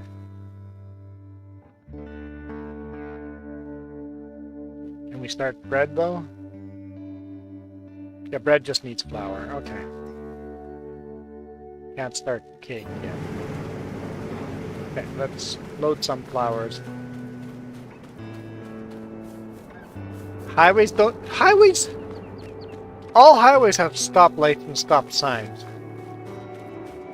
Freeways do not. Freeways have on-ramps, off-ramps. Europe, they'd say motorways.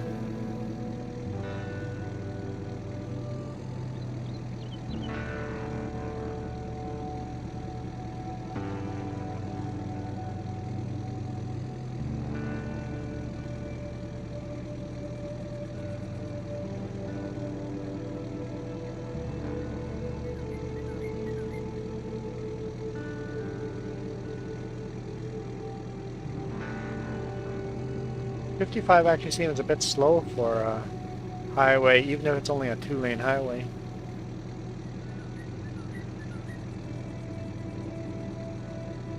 Do at least one more. Might pick up more than one.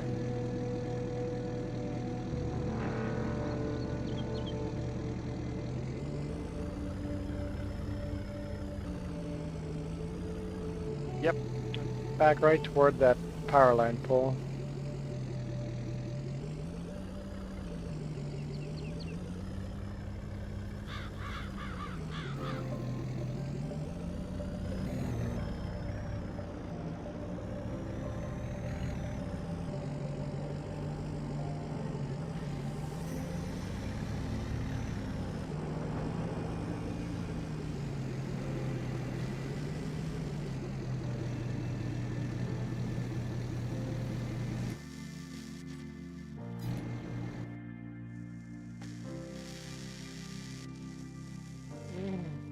I think we could do another.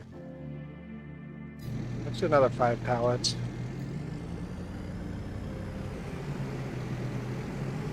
I don't want to do too many pallets right off the bat.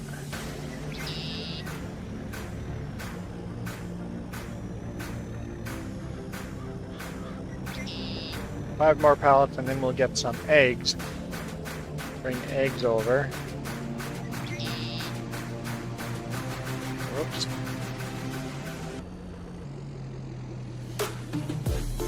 Two.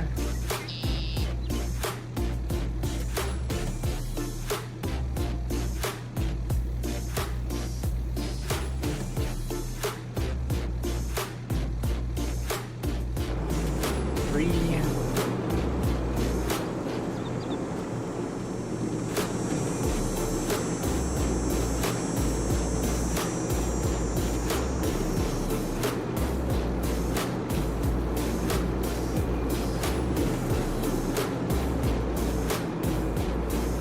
I think you guys are just so used to having big freeways, big highways, that you think a farm highway is different and weird.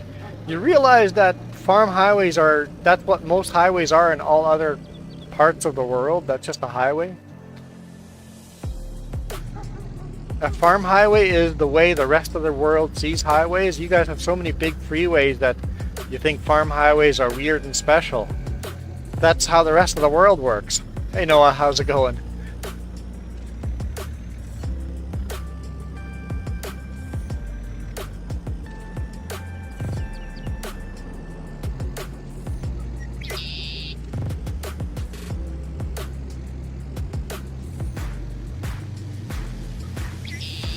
Yes, we have made quite big changes to No Man's Land. And just let it grow very organically. Yeah, we'll leave that for flour. Are we going to leave that for flour? Where's the other flour, or the other? See, the problem was we went way too high on flour there and couldn't fit anything else, so I think maybe we'll leave that down there for now. Well, let's go get eggs. I need more subscribers. Well, thanks. I appreciate that. Thanks for being one of the subscribers.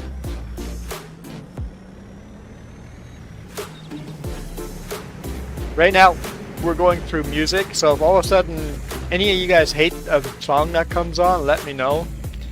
We're kind of trying to go through this and get rid of songs that we all mutually disagree on. Welcome back, Hiram. Okay, let's go get ourselves eggs.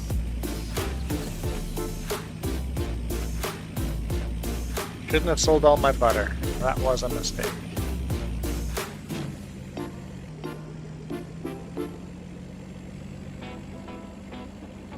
And I'm back. And James is back as well. How's Crafting Spirit? Yeah, she's doing alright. Better than she was doing yesterday by a lot. Their arms are getting all bruised up from all the IVs. Oh yeah, that's gotta Hopefully- suck. Hopefully we're done with hopefully her IVs. Yeah, hopefully her arms can heal up before IVs need to go in again.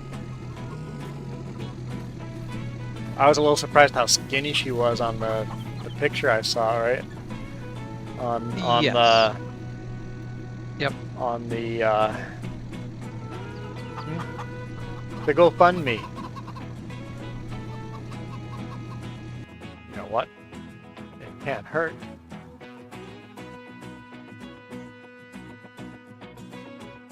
Like that's the yeah. I am It- now it- going to share Crafting Spirit's face with the whole world by sharing a GoFundMe. I'm doing it. Share the GoFundMe link. Share. Copy a link.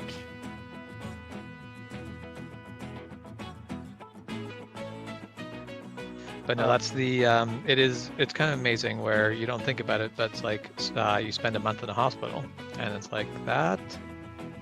Especially when most of it has been not actually eating real food. It's all been Yeah, IV. It's like, yep, you but She you just start to looks lose so fat, you start to lose so muscle mass, unhealthy, so skinny. She just looks so different, right? It's like the GoFundMe basically, like, dude, they're spending Be right back. thousands of dollars on medication. So if you guys have a couple of spare bucks, Crafting Spirit and James would really appreciate a couple of bucks to help support them, because you can read up on the GoFundMe, kind of explains the amount of bills they have right now. Canada free healthcare, not so free after all, is it, when you have to pay for all this medication?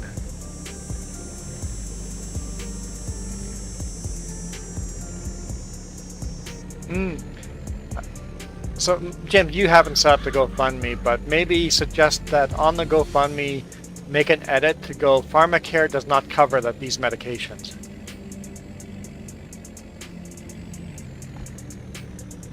Okay, and I'm back. Oh, you're gone. Again. Okay, so I shouldn't be Yeah, sorry, talking to I- James. Yeah, James, on the GoFundMe, perhaps suggest an edit that says that these medications are not covered by Pharmacare. Yeah, actually, and that's the thing of, because yeah, there's the actual medication she is on. I think is around $2,500 a month. Yeah, $2,500 a month, not covered by Pharmacare.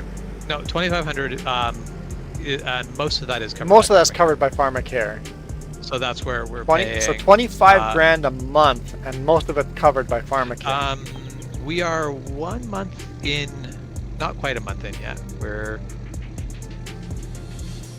a little bit over 3 weeks in.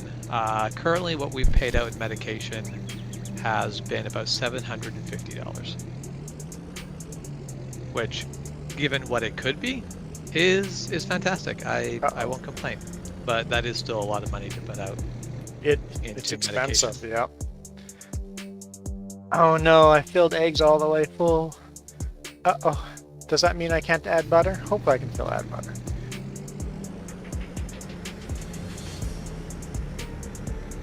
Bakery works a little wonky. They're a little bugged up.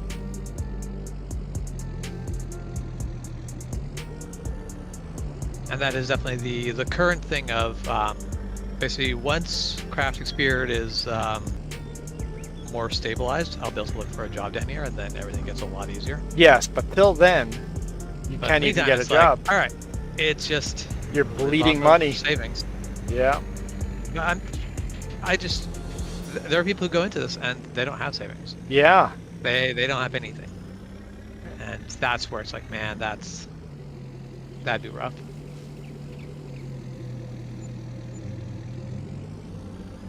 So all in all, we're in a fortunate position.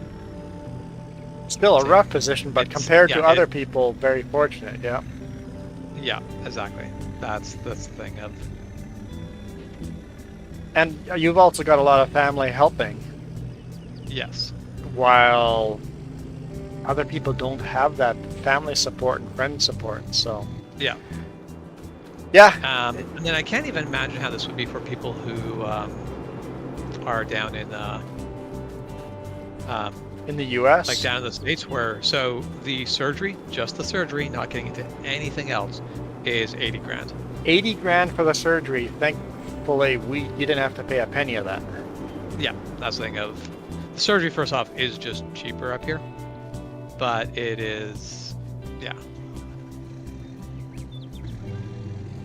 it's still expensive. If we had to pay it out of pocket, it would be It'd be we'd be in bankrupt debt. and We would be homeless. Yeah, we wouldn't be bankrupt, like, but it would be debt. It would all be, we'd be basically taking out a loan just to make this work.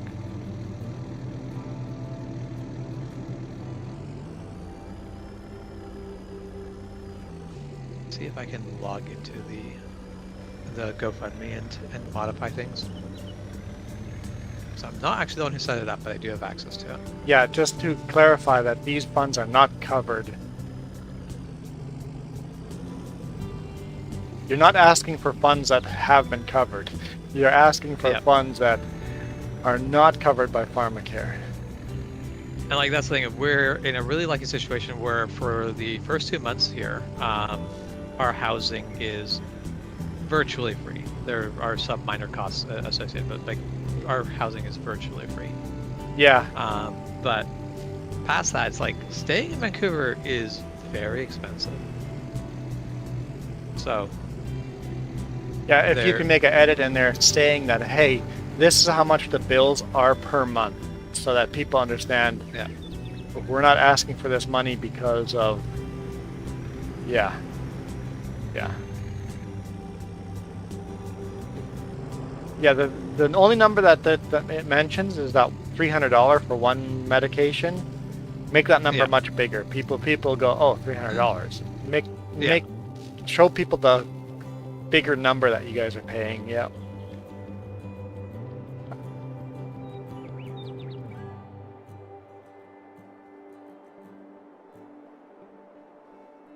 Basically say in total the bills are going to cost us $25,000 out of our own money. We're asking for part of that to be fundraised by you guys, or whatever that number is.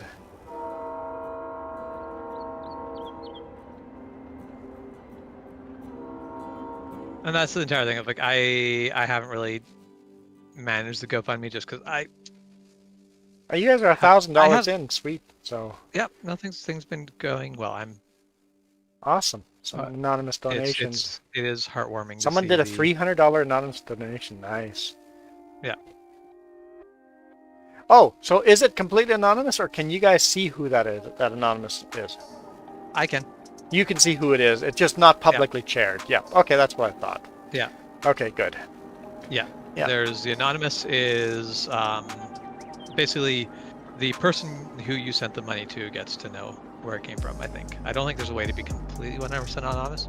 You might actually be able to be, but it is, if you choose to stay anonymous, it's not anonymous to the person you sent the money to. It is. So, what do I think of the Brave browser? It's Chromium, right?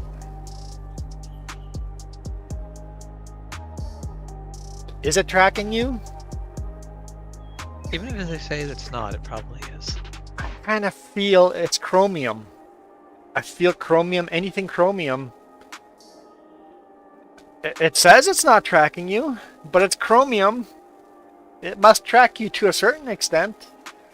Maybe less tracking on Brave, but full no tracking. Chromium, I wouldn't trust it 100%. It's probably better. It's better than Chrome. It's better than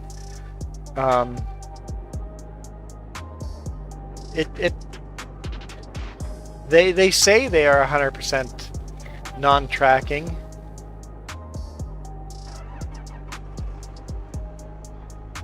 But every single thing on the internet makes money. I guess not every single Well, thing. a lot of stuff doesn't. All big things try to make money in one way or other. But either Yeah, but so basically, if you're getting something for free on the internet, you are the product. yeah. So you have to think of things like that. How are they making their money? Follow the money. Many things are free at first, and then later on the payment method comes in. If that's either subscriptions or advertising or selling your personal information, they are monetizing somehow. Or is it subscription? Do you have to subscribe to be on Brave?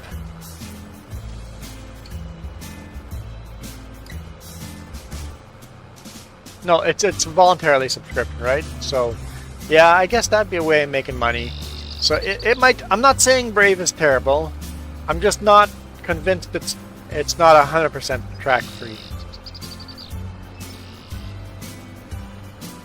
And also, I'm not too concerned about tracking. I probably should be, but I'm not. I'm not concerned about tracking because I'm not convinced I can do anything meaningful to. Because stop if you it. use your credit card at a grocery store, you're being tracked by your credit card company and by Yeah. the grocery store. And I'm just not If you- paranoid enough to actually go with cash because If you use your debit card, that grocery store is tracking that debit card number. And the grocery stores share that debit card number. Unless you are paying with cash, you're being tracked.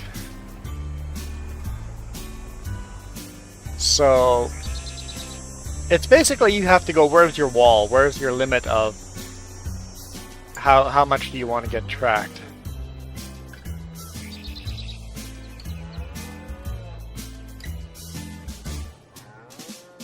So yes, you get rid of all the ads, but they are still selling your personal information. They're still making money off of you.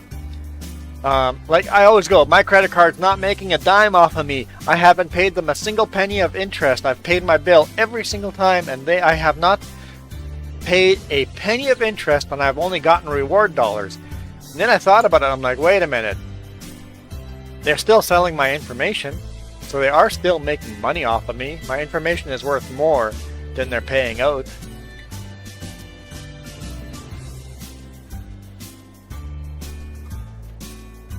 So, yeah.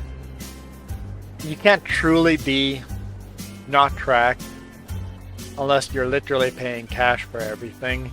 And even then, your bank is tracking you and the government, you know, how much money you make and stuff, but it's less. yeah. You can stay off the record if you really put a lot of effort into it, but it is a lot of effort. It's a lot of effort. Apparently they'll pay to sell your personal information. The thing is, your personal information is worth pennies. I mean, all of your personal info is worth more than pennies. Yeah, but it's a Still couple of not dollars. worth a ton. The thing is, they make money because they sell millions of people's personal information.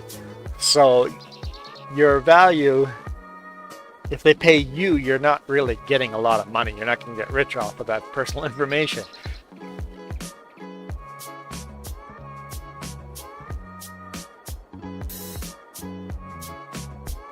And you can incorporate Tor into that. Yeah, you know what? I'm a fan of. I'm not trying to crap on. In fact, I'm a fan of non-tracking. I think we need more companies to do what Brave is doing. We need more of that. I'm just saying it's not perfect, but it is a better option. So Yeah. I find people go with this because it's perfectly. No, this is not the perfect solution, but yes, it is a better solution. So I will give them that it is a better solution, but definitely not perfect. All right, I think we're at the time where we hit fast forward. Hey, there's some raisins.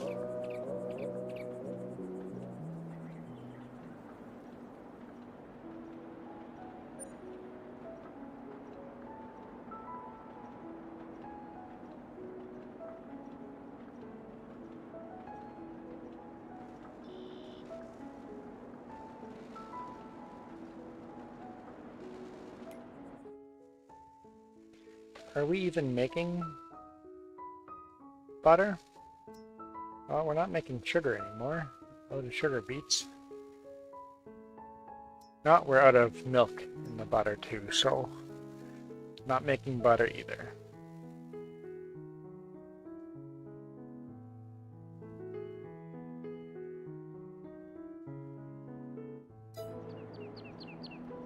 That's okay.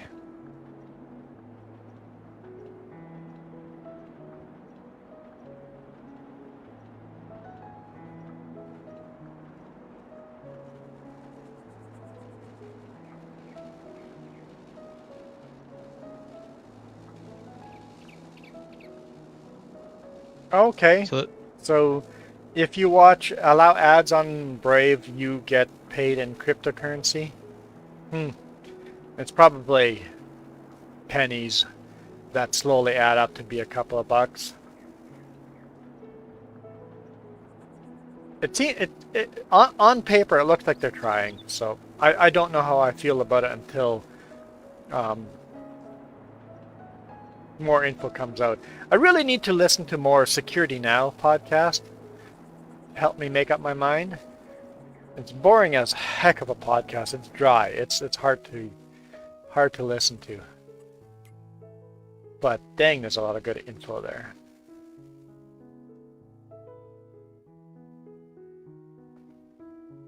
Security Now. Good podcast. So the mouse that I use can be synced up to 3 different receivers at one time. Oh. So currently I'm using I'm just switching between using the mouse on your laptop and my PC. So and right now, just since I'm doing it. Wait, how do you do that? What do you mean? You have to have a Bluetooth dongle for that. Yep, I've got a my mouse is a Logitech Master MX3. And did they give you 3 sorry. dongles for it? Nope. I got 1 dongle with the mouse, 1 dongle with my keyboard, and technically I've got 2 more dongles that kind of work, but they're actually for the older generation, so I do have 4, but... Or dongle, just a little, the little Bluetooth tab. I didn't realize you could use different ones to connect. Yeah. And now, I think if I remember correctly, there's actually, in theory, a way for me to actually set it so that when I move to the edge with the screen on the one computer, it should automatically flick over to the other computer. But I'm not going to bother setting it up because I'm not going to be doing enough of that. But yeah, but that could be handy if you want to. Yeah. And so what's actually really cool is I can actually copy one thing on one computer, move the mouse over to the other screen, and paste it on that. The mouse transfers the info. Oh. Does your keyboard switch at the same time too? No. So the thing is, this is my one complaint about the current setup. Actually, there might be a way to do it, but I don't know. But with the current setup is because I don't have the set up auto, I have to actually push a button on the bottom of the mouse to do this. Oh, it's full of raisins. Okay. Yeah, it'd be cool if you move over with the mouse, the keyboard automatically moves to the same screen, to the same computer. I think that'd be an awesome editing hack. I'm going to be messaging Jess.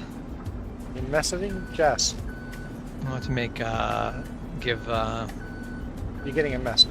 Give Crafting Spirit a admin access to the laptop. And I can't remember your guys' password, which I'll need. Oh.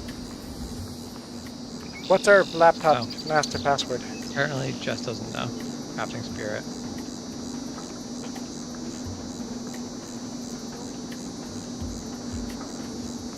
Jess doesn't know.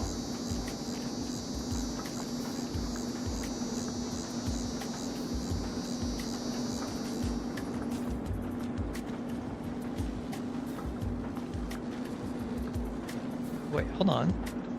Never mind, I'm good, because I just had to look further. I already gave myself admin privileges. I just need to go look at other options to log in. Yeah, what was the...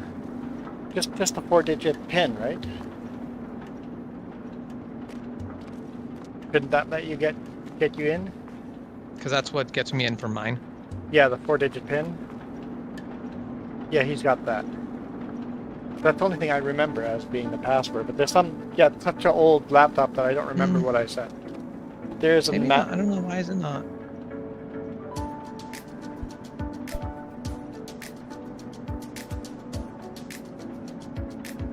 Okay, no, it looks like it's not actually giving me. Let's...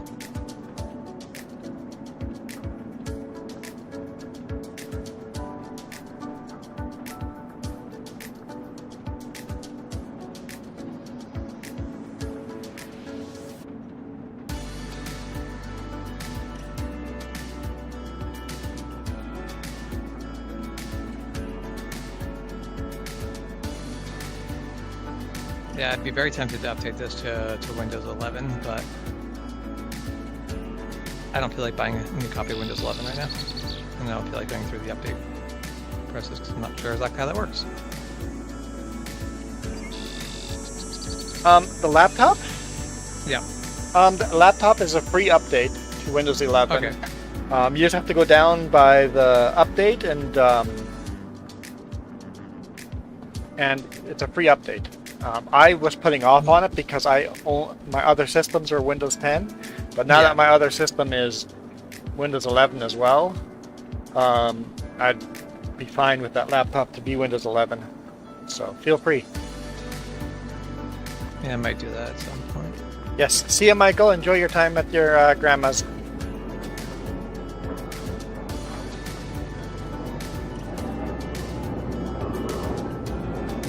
Yeah, screw it. I'm putting it up here after all. Just like it better here on the loading dock.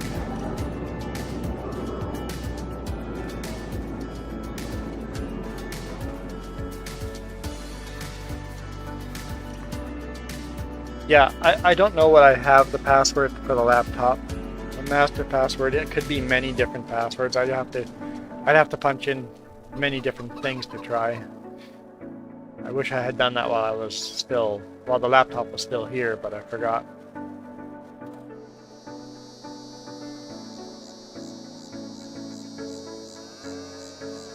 If you reformatted, you could just get rid of it.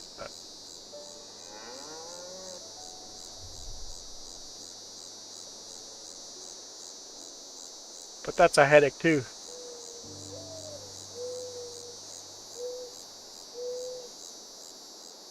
Windows 10. I think I have made her a admin from my account.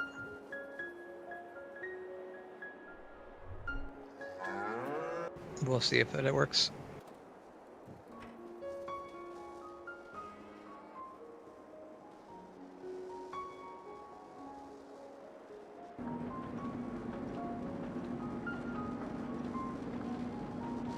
Yeah, so I've never actually dealt with Windows 10. I jumped from Windows 7 to 11. Oh yeah, so yeah, update it to 11 just to...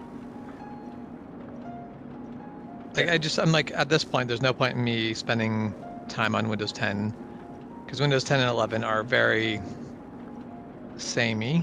Very samey, but still different. Yep. Got some little weird differences. I'm like, I don't feel like taking the time to learn.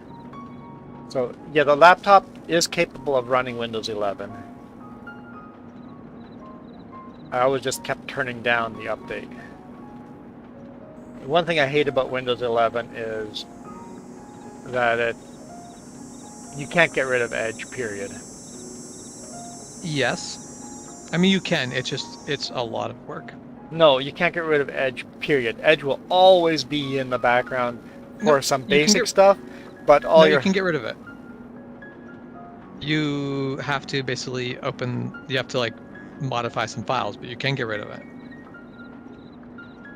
Oh, Kiram says you had to update BIOS to make sure to get TPM recognition. Yes. Yeah.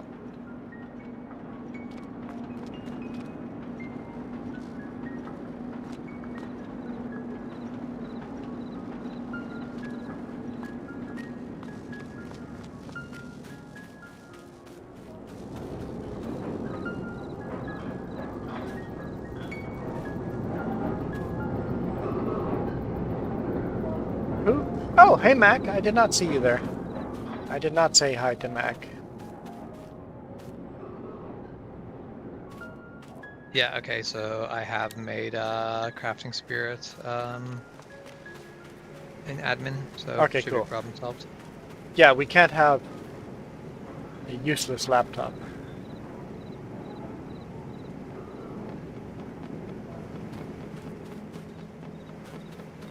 Well, no, I'm pretty sure I'm admin because I can install things and like it just does whatever. So it's a case of if I'm admin, that means I can make crafting spirit admin. Okay. Hop back over to my PC. So you guys are in in the apartment for now, the government provided apartment. Not government provided. So the Kidney Foundation has a series of kidney flats that's through donations they keep active. They're not free. We are getting them at a essentially we are not paying the daily rate to be here. So for us it is like aside of some minor costs, it is essentially free for the first 2 months. But even then, when you're paying for it, it's not like how expensive do you think rent would be for a 1-bedroom apartment in Vancouver? A couple thousand. In Vancouver. Yeah. Probably $2,000. The daily rate for it is $30 a day, which is just barely over a grand a month. That's not terrible for Vancouver. Like it's honestly not cheap, absolutely but incredible for Vancouver. Like overall, it's not cheap, but it is. I'm happy with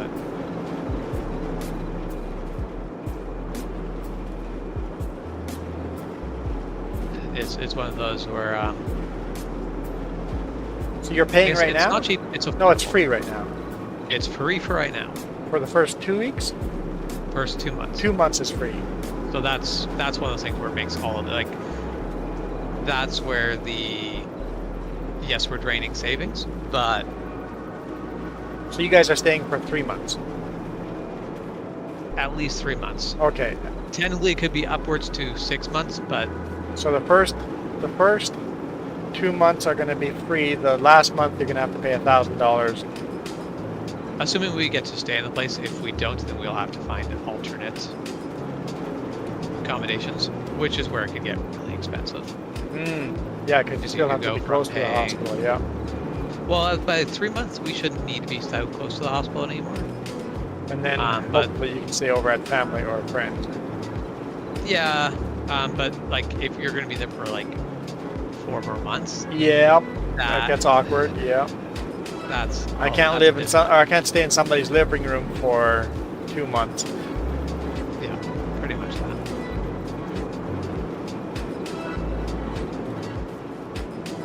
But luckily, we do know enough people we can probably jump around a little bit to make it work. But it is Still not optimal. I'm hoping for 3 months and we head back home. Yeah. After that point, though, it is still going to be a lot of trips to Vancouver, and that is where I Can a lot of it be done here at the Penticton Hospital? Not for the first while. And then actually none of it ever gets done at the hospital. Oh, okay. There is a kidney. So basically, you have to do the math. Which is more expensive, the fuel or the apartment rental? Moving back. Yeah, basically, do we move home because the fuel is cheaper than the rent, or stay here because the rent is cheaper than the fuel? Yeah. So that's the math. That's just the math of say a trip costs you $200 in fuel, and you're doing that once a week. That's going to be $100 a month.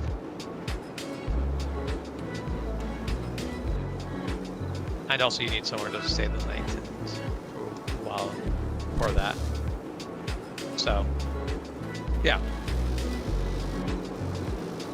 I'm hoping though by the point we get to 3 months, we're looking at monthly visits and not weekly visits. Yeah. Yeah. But I mean, it's all a little bit early to say when we're right now at the we're at the stage of we're at the stage of We don't know anything. staying out of the hospital for more than a couple days at a time. She's spent more time in the hospital than out. Yeah. So Mac, we're talking about Crafting Spirit. We have a link to her GoFundMe. Surgery sucks. yep, surgery does suck. Life-altering surgery. Hey, life-altering for the better surgery. I mean, she's no longer diabetic. That's kind of neat.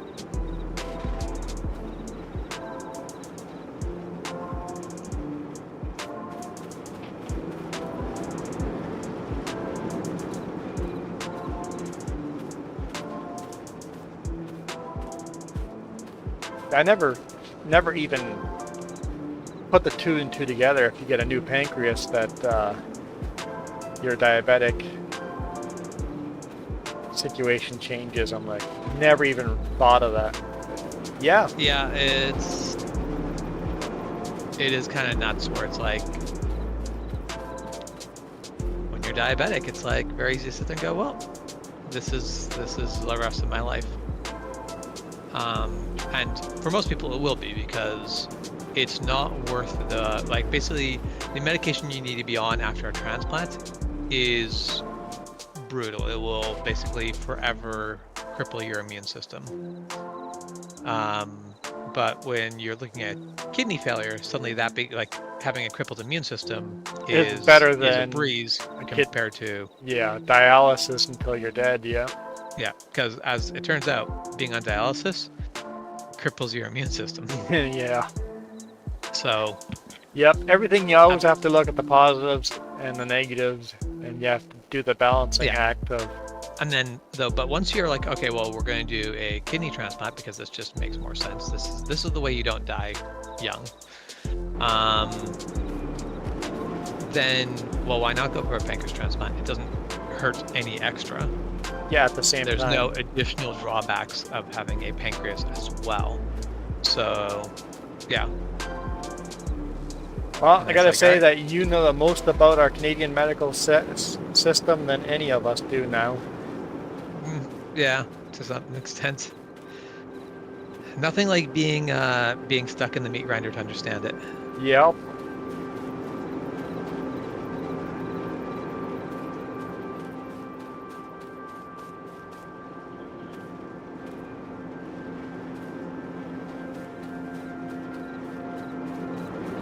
I also probably have a much better understanding of my my overall health than anyone else in our family. Your personal health, because you took so many tests to see if you would be a donor for her. Yeah. Yeah, basically doing the donor tests was pretty extensive, and it was super cool for them to be like, yep, you're in great health. Basically, if I were to lose one of my kidneys, my chance of kidney failure would drop to being the average. Oh. Basically, my chances of having kidney failure would go from, you're probably just never going to, like, this is not an issue that you're ever going to have in your life, to Hey, you're like everybody else now. You have the 0.4% chance of kidney failure. That is the national average now.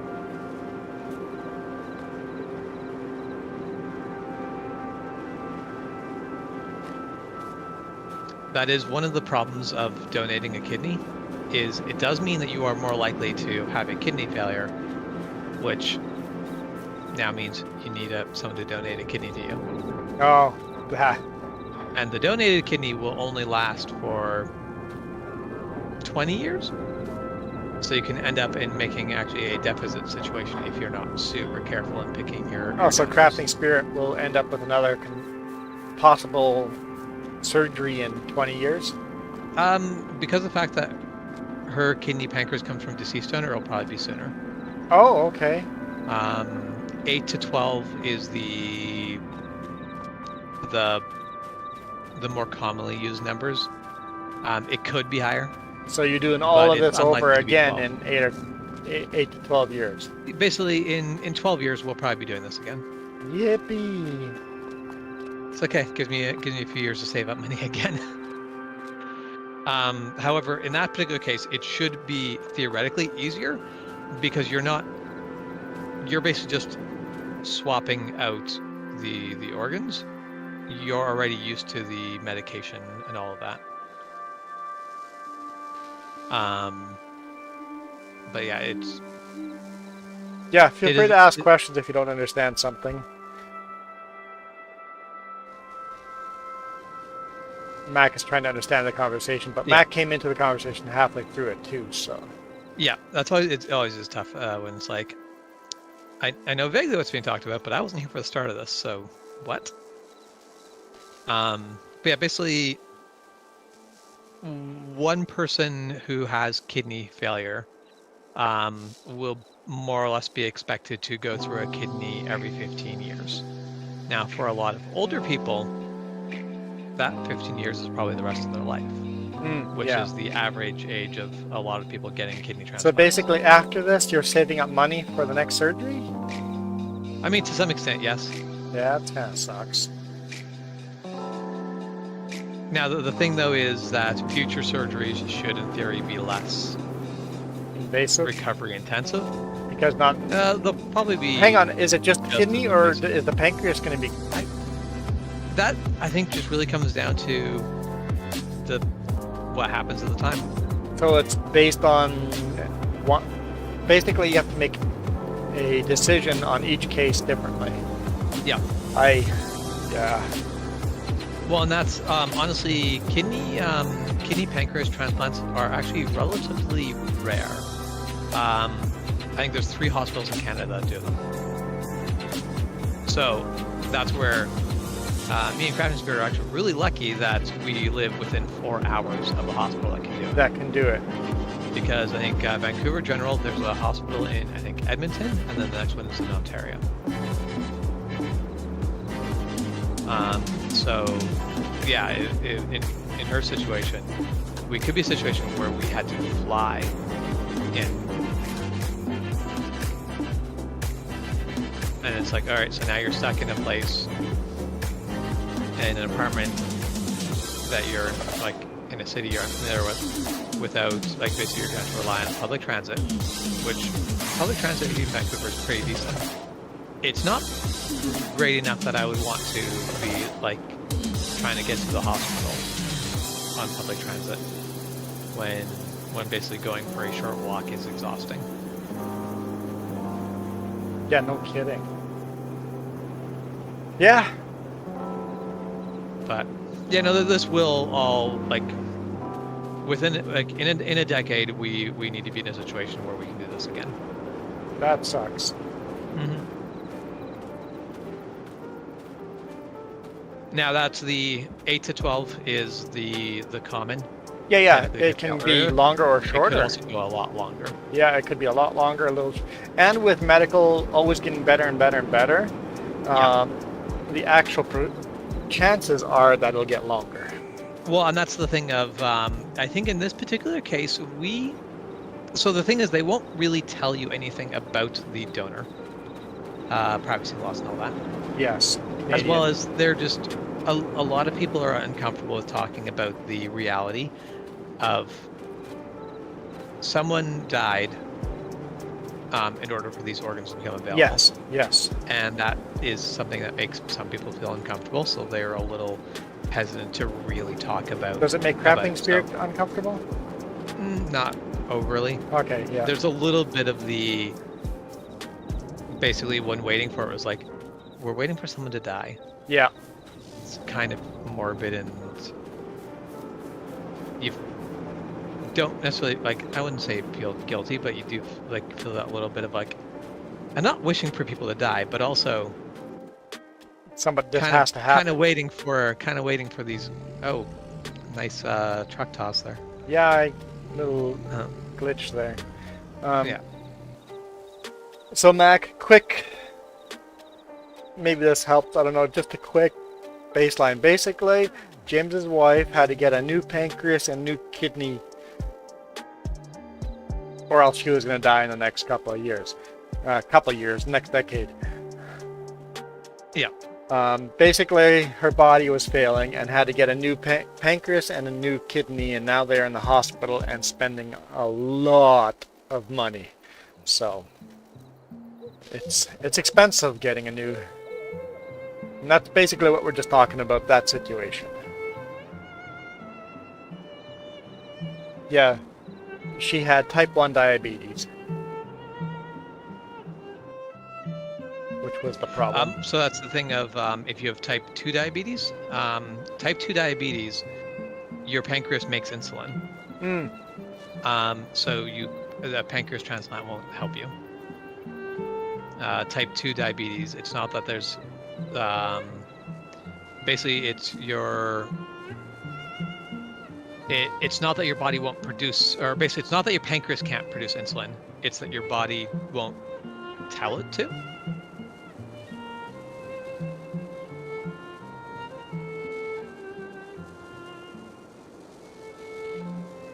And that's why we have that pinned GoFundMe over there, so that anybody that wants to help out. Yeah, somebody passed away, and basically the surgery happened, what, 3-4 weeks ago? It happened on May 5th, so 3 weeks, like just over 3 weeks ago. So 3 weeks ago. So the surgery happened 3 weeks ago. And now, he's in and out of the hospital right now. For the next 3 months, she'll be... And that's, for what it really seems to be at the moment, the in and out of the hospital just comes down to is everything's going well. It's just these medications are brutal. Because you think about it, what are these medications doing? They're keeping your immune system from doing its job, because your immune system looks at these new organs and goes, and get rid of these. Don't belong here. Yeah. We should get rid of these. But you can't have to do that. So you basically have to break down the immune system. Basically, like to go, oh, these things are okay here. Yeah. Basically, you have to weaken the immune system, so basically it goes, we just don't have time to deal with it. Is that a permanent thing, or do the immune system eventually go does the immune system eventually put enough to make it less? No. So you eventually get used to the side effects. You eventually get used to the drugs.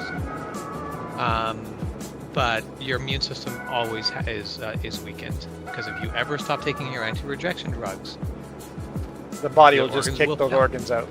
There was actually a gentleman down in, I want to say Florida, but I just feel like everything happens in Florida, so I might be wrong. But he was held by police. He threatened his neighbor. He threatened to kick his neighbor's ass. And so he got arrested, and he had a heart transplant. They didn't give him his anti-rejection drugs for 2 days. And so he died. Oh, wow. Because his heart failed. His heart rejected. Yes. Your body just goes, ha, I can kick you out now. And that's from the current, like, there hasn't been an investigation completed on that, but from what it actually sounds like, basically the department went, all those drugs are too expensive, and just didn't get him the drugs. So they killed him instead. Basically, yeah. And that's it's like, well, like, the guy's got his medication at home. Let his kids go get his medication. Let his kids go get his medication and bring it to him. Like, yep. Like, doesn't make sense to me. Law enforcement, like, that is law enforcement just not understanding and going, this guy's just a whiny. No, he will literally die. Yeah, like, and that's what people don't understand is, like, there are some medications, if people don't get them, they have a lifespan of days. Yeah. If you don't get your medication.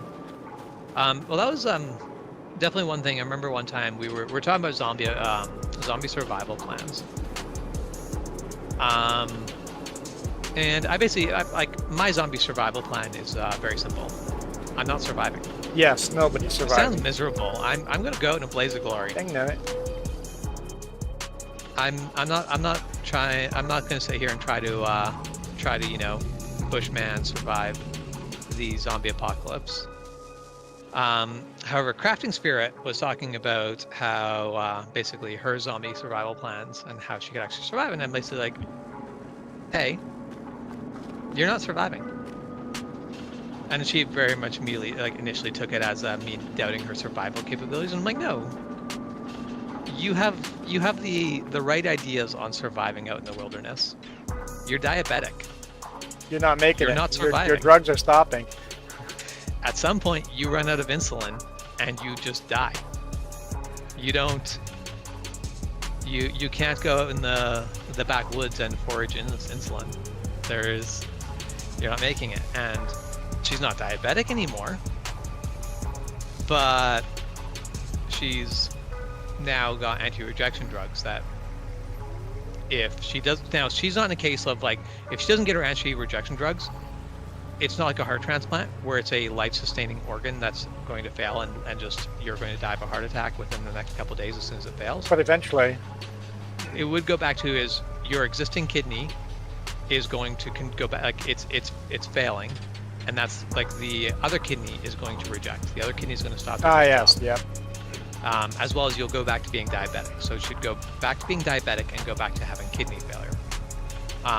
So you can survive that on dialysis and stuff like that. So it's a case of, if let's say she got lost out in the woods for 2 days, couldn't take her anti-rejection drugs, and they find her, it would be bring her to a hospital and basically put her on dialysis probably.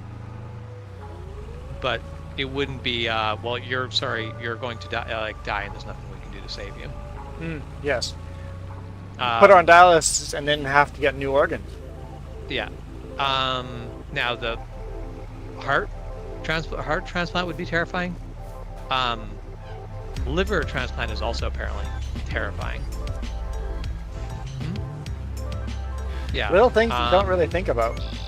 Well, like liver transplant is one of those, if your liver transplant fails, you're going to die. If your liver rejects, you are dying. There's no way to save you. If your heart fails, that you can basically pump blood mechanically. They can basically put you on a machine to save you long enough to try to work something out. Your lungs fail, they can put you on a machine to breathe for you. Your like basically all of your organs that fail, they can put you on some sort of machine to keep you on life support for a while. We don't have an artificial liver. We have no way, if your liver has failed, we have no way to keep you alive long enough to get a new liver. No matter how much money you have. It's your liver transplant fails, you die. Nothing can be done about it. It's like, well, that's terrifying.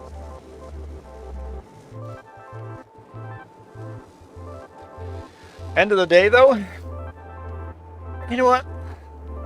Life is going to go the way life goes, right? Yep. Well, that's like, life moves on. It always does. You want to manage risk reward, but you also can't get so caught up in it, based on what could go wrong, that I forget what the saying is. Everyone dies, but not everyone lives. Yeah. Live the best life we can while we have the chance to live it. Yeah, exactly.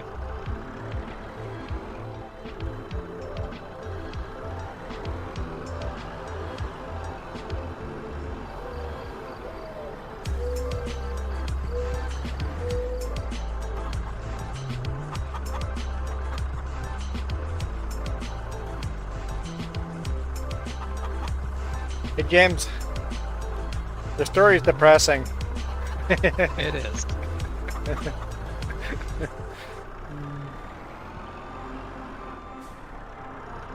It's funny. Michael listened to us in church, but at his grandma's place, he just goes, "Yeah, you know, I've had enough of this morbid death. Let's go hang out with Grandma." I mean, for all we know, Grandma's super cool. We do know that she has a mud puddle at back. Oh, that's right. He was going swimming. There's a hole with water in it. Possibly a pool. So we fed the chickens, killed the sheep.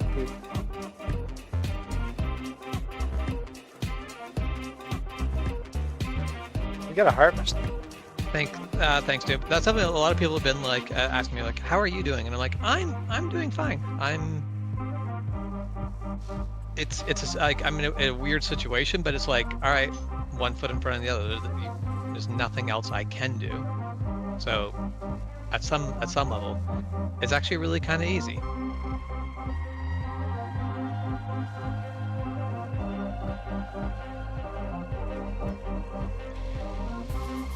There are stressful days though. But at the end of the day, it's all you need to do is one foot in front of the other, and eventually you get through it one way or the other.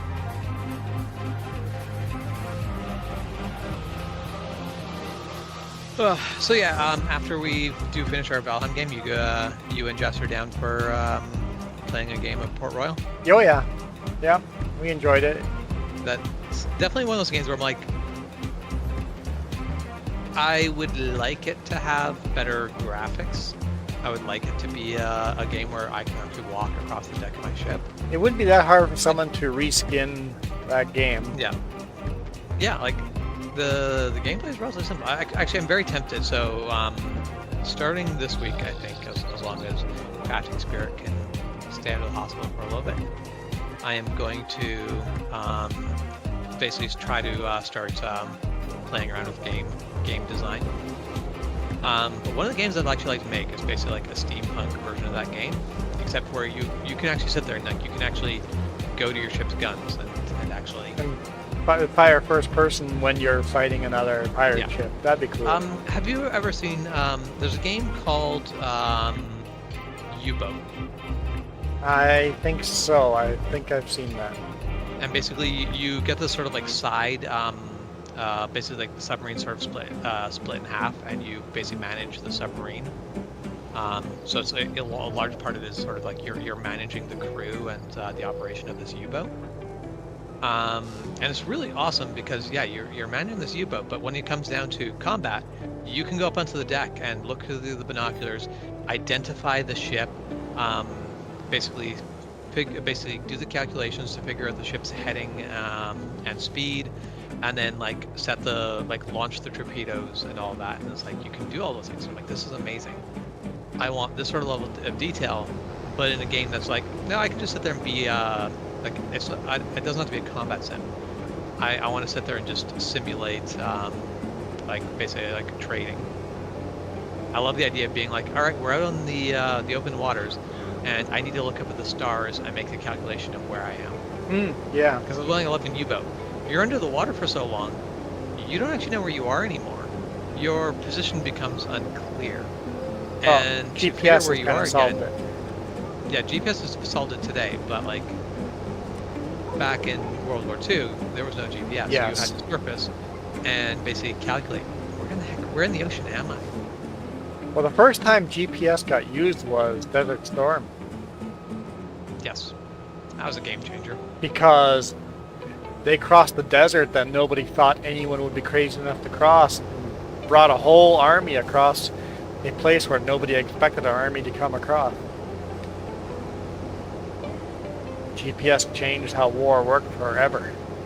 So, but yeah, in a game-wise, pre-GPS, it'd be cool that you would have to actually do these things, yeah. And that's the thing, I love games where, and so I've always had a soft spot for games. Like, you remember the flight sims we'd play back in the... Ace Combat? Well, before Ace Combat, even, but like Jane's Air Force and A-10 Cuba, stuff like that.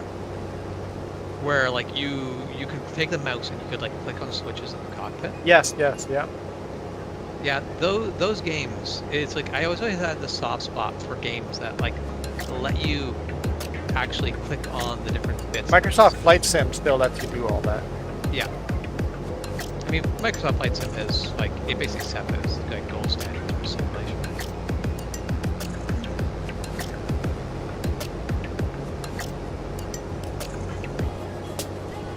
I need to play that more often.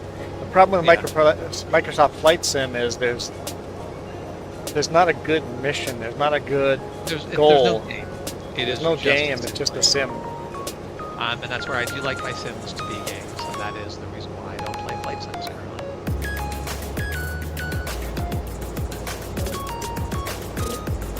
But guess what? I am very, very hungry. And I'm gonna go eat some It food. is after lunch. It is way after lunch. Lunch is usually 11:30. It's way past lunch, so I'm gonna call it a day here.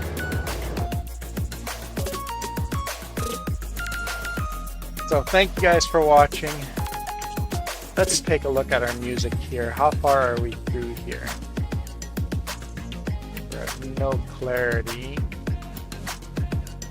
Let's move these songs over to our sorted songs. And we'll go through more songs next time. We have so many more songs to go. 1,345 songs to go. 1,245 songs to go. Anyway, thank you guys so much. Really appreciate all your support. Everyone have a good day. I am out of here. You guys rock.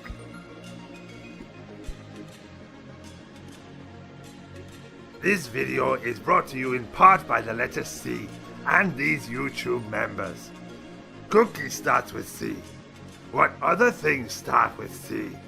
Oh, who cares what other things? C is for cookie, and that's good enough for me. Thanks for watching. Nom nom nom nom nom nom nom.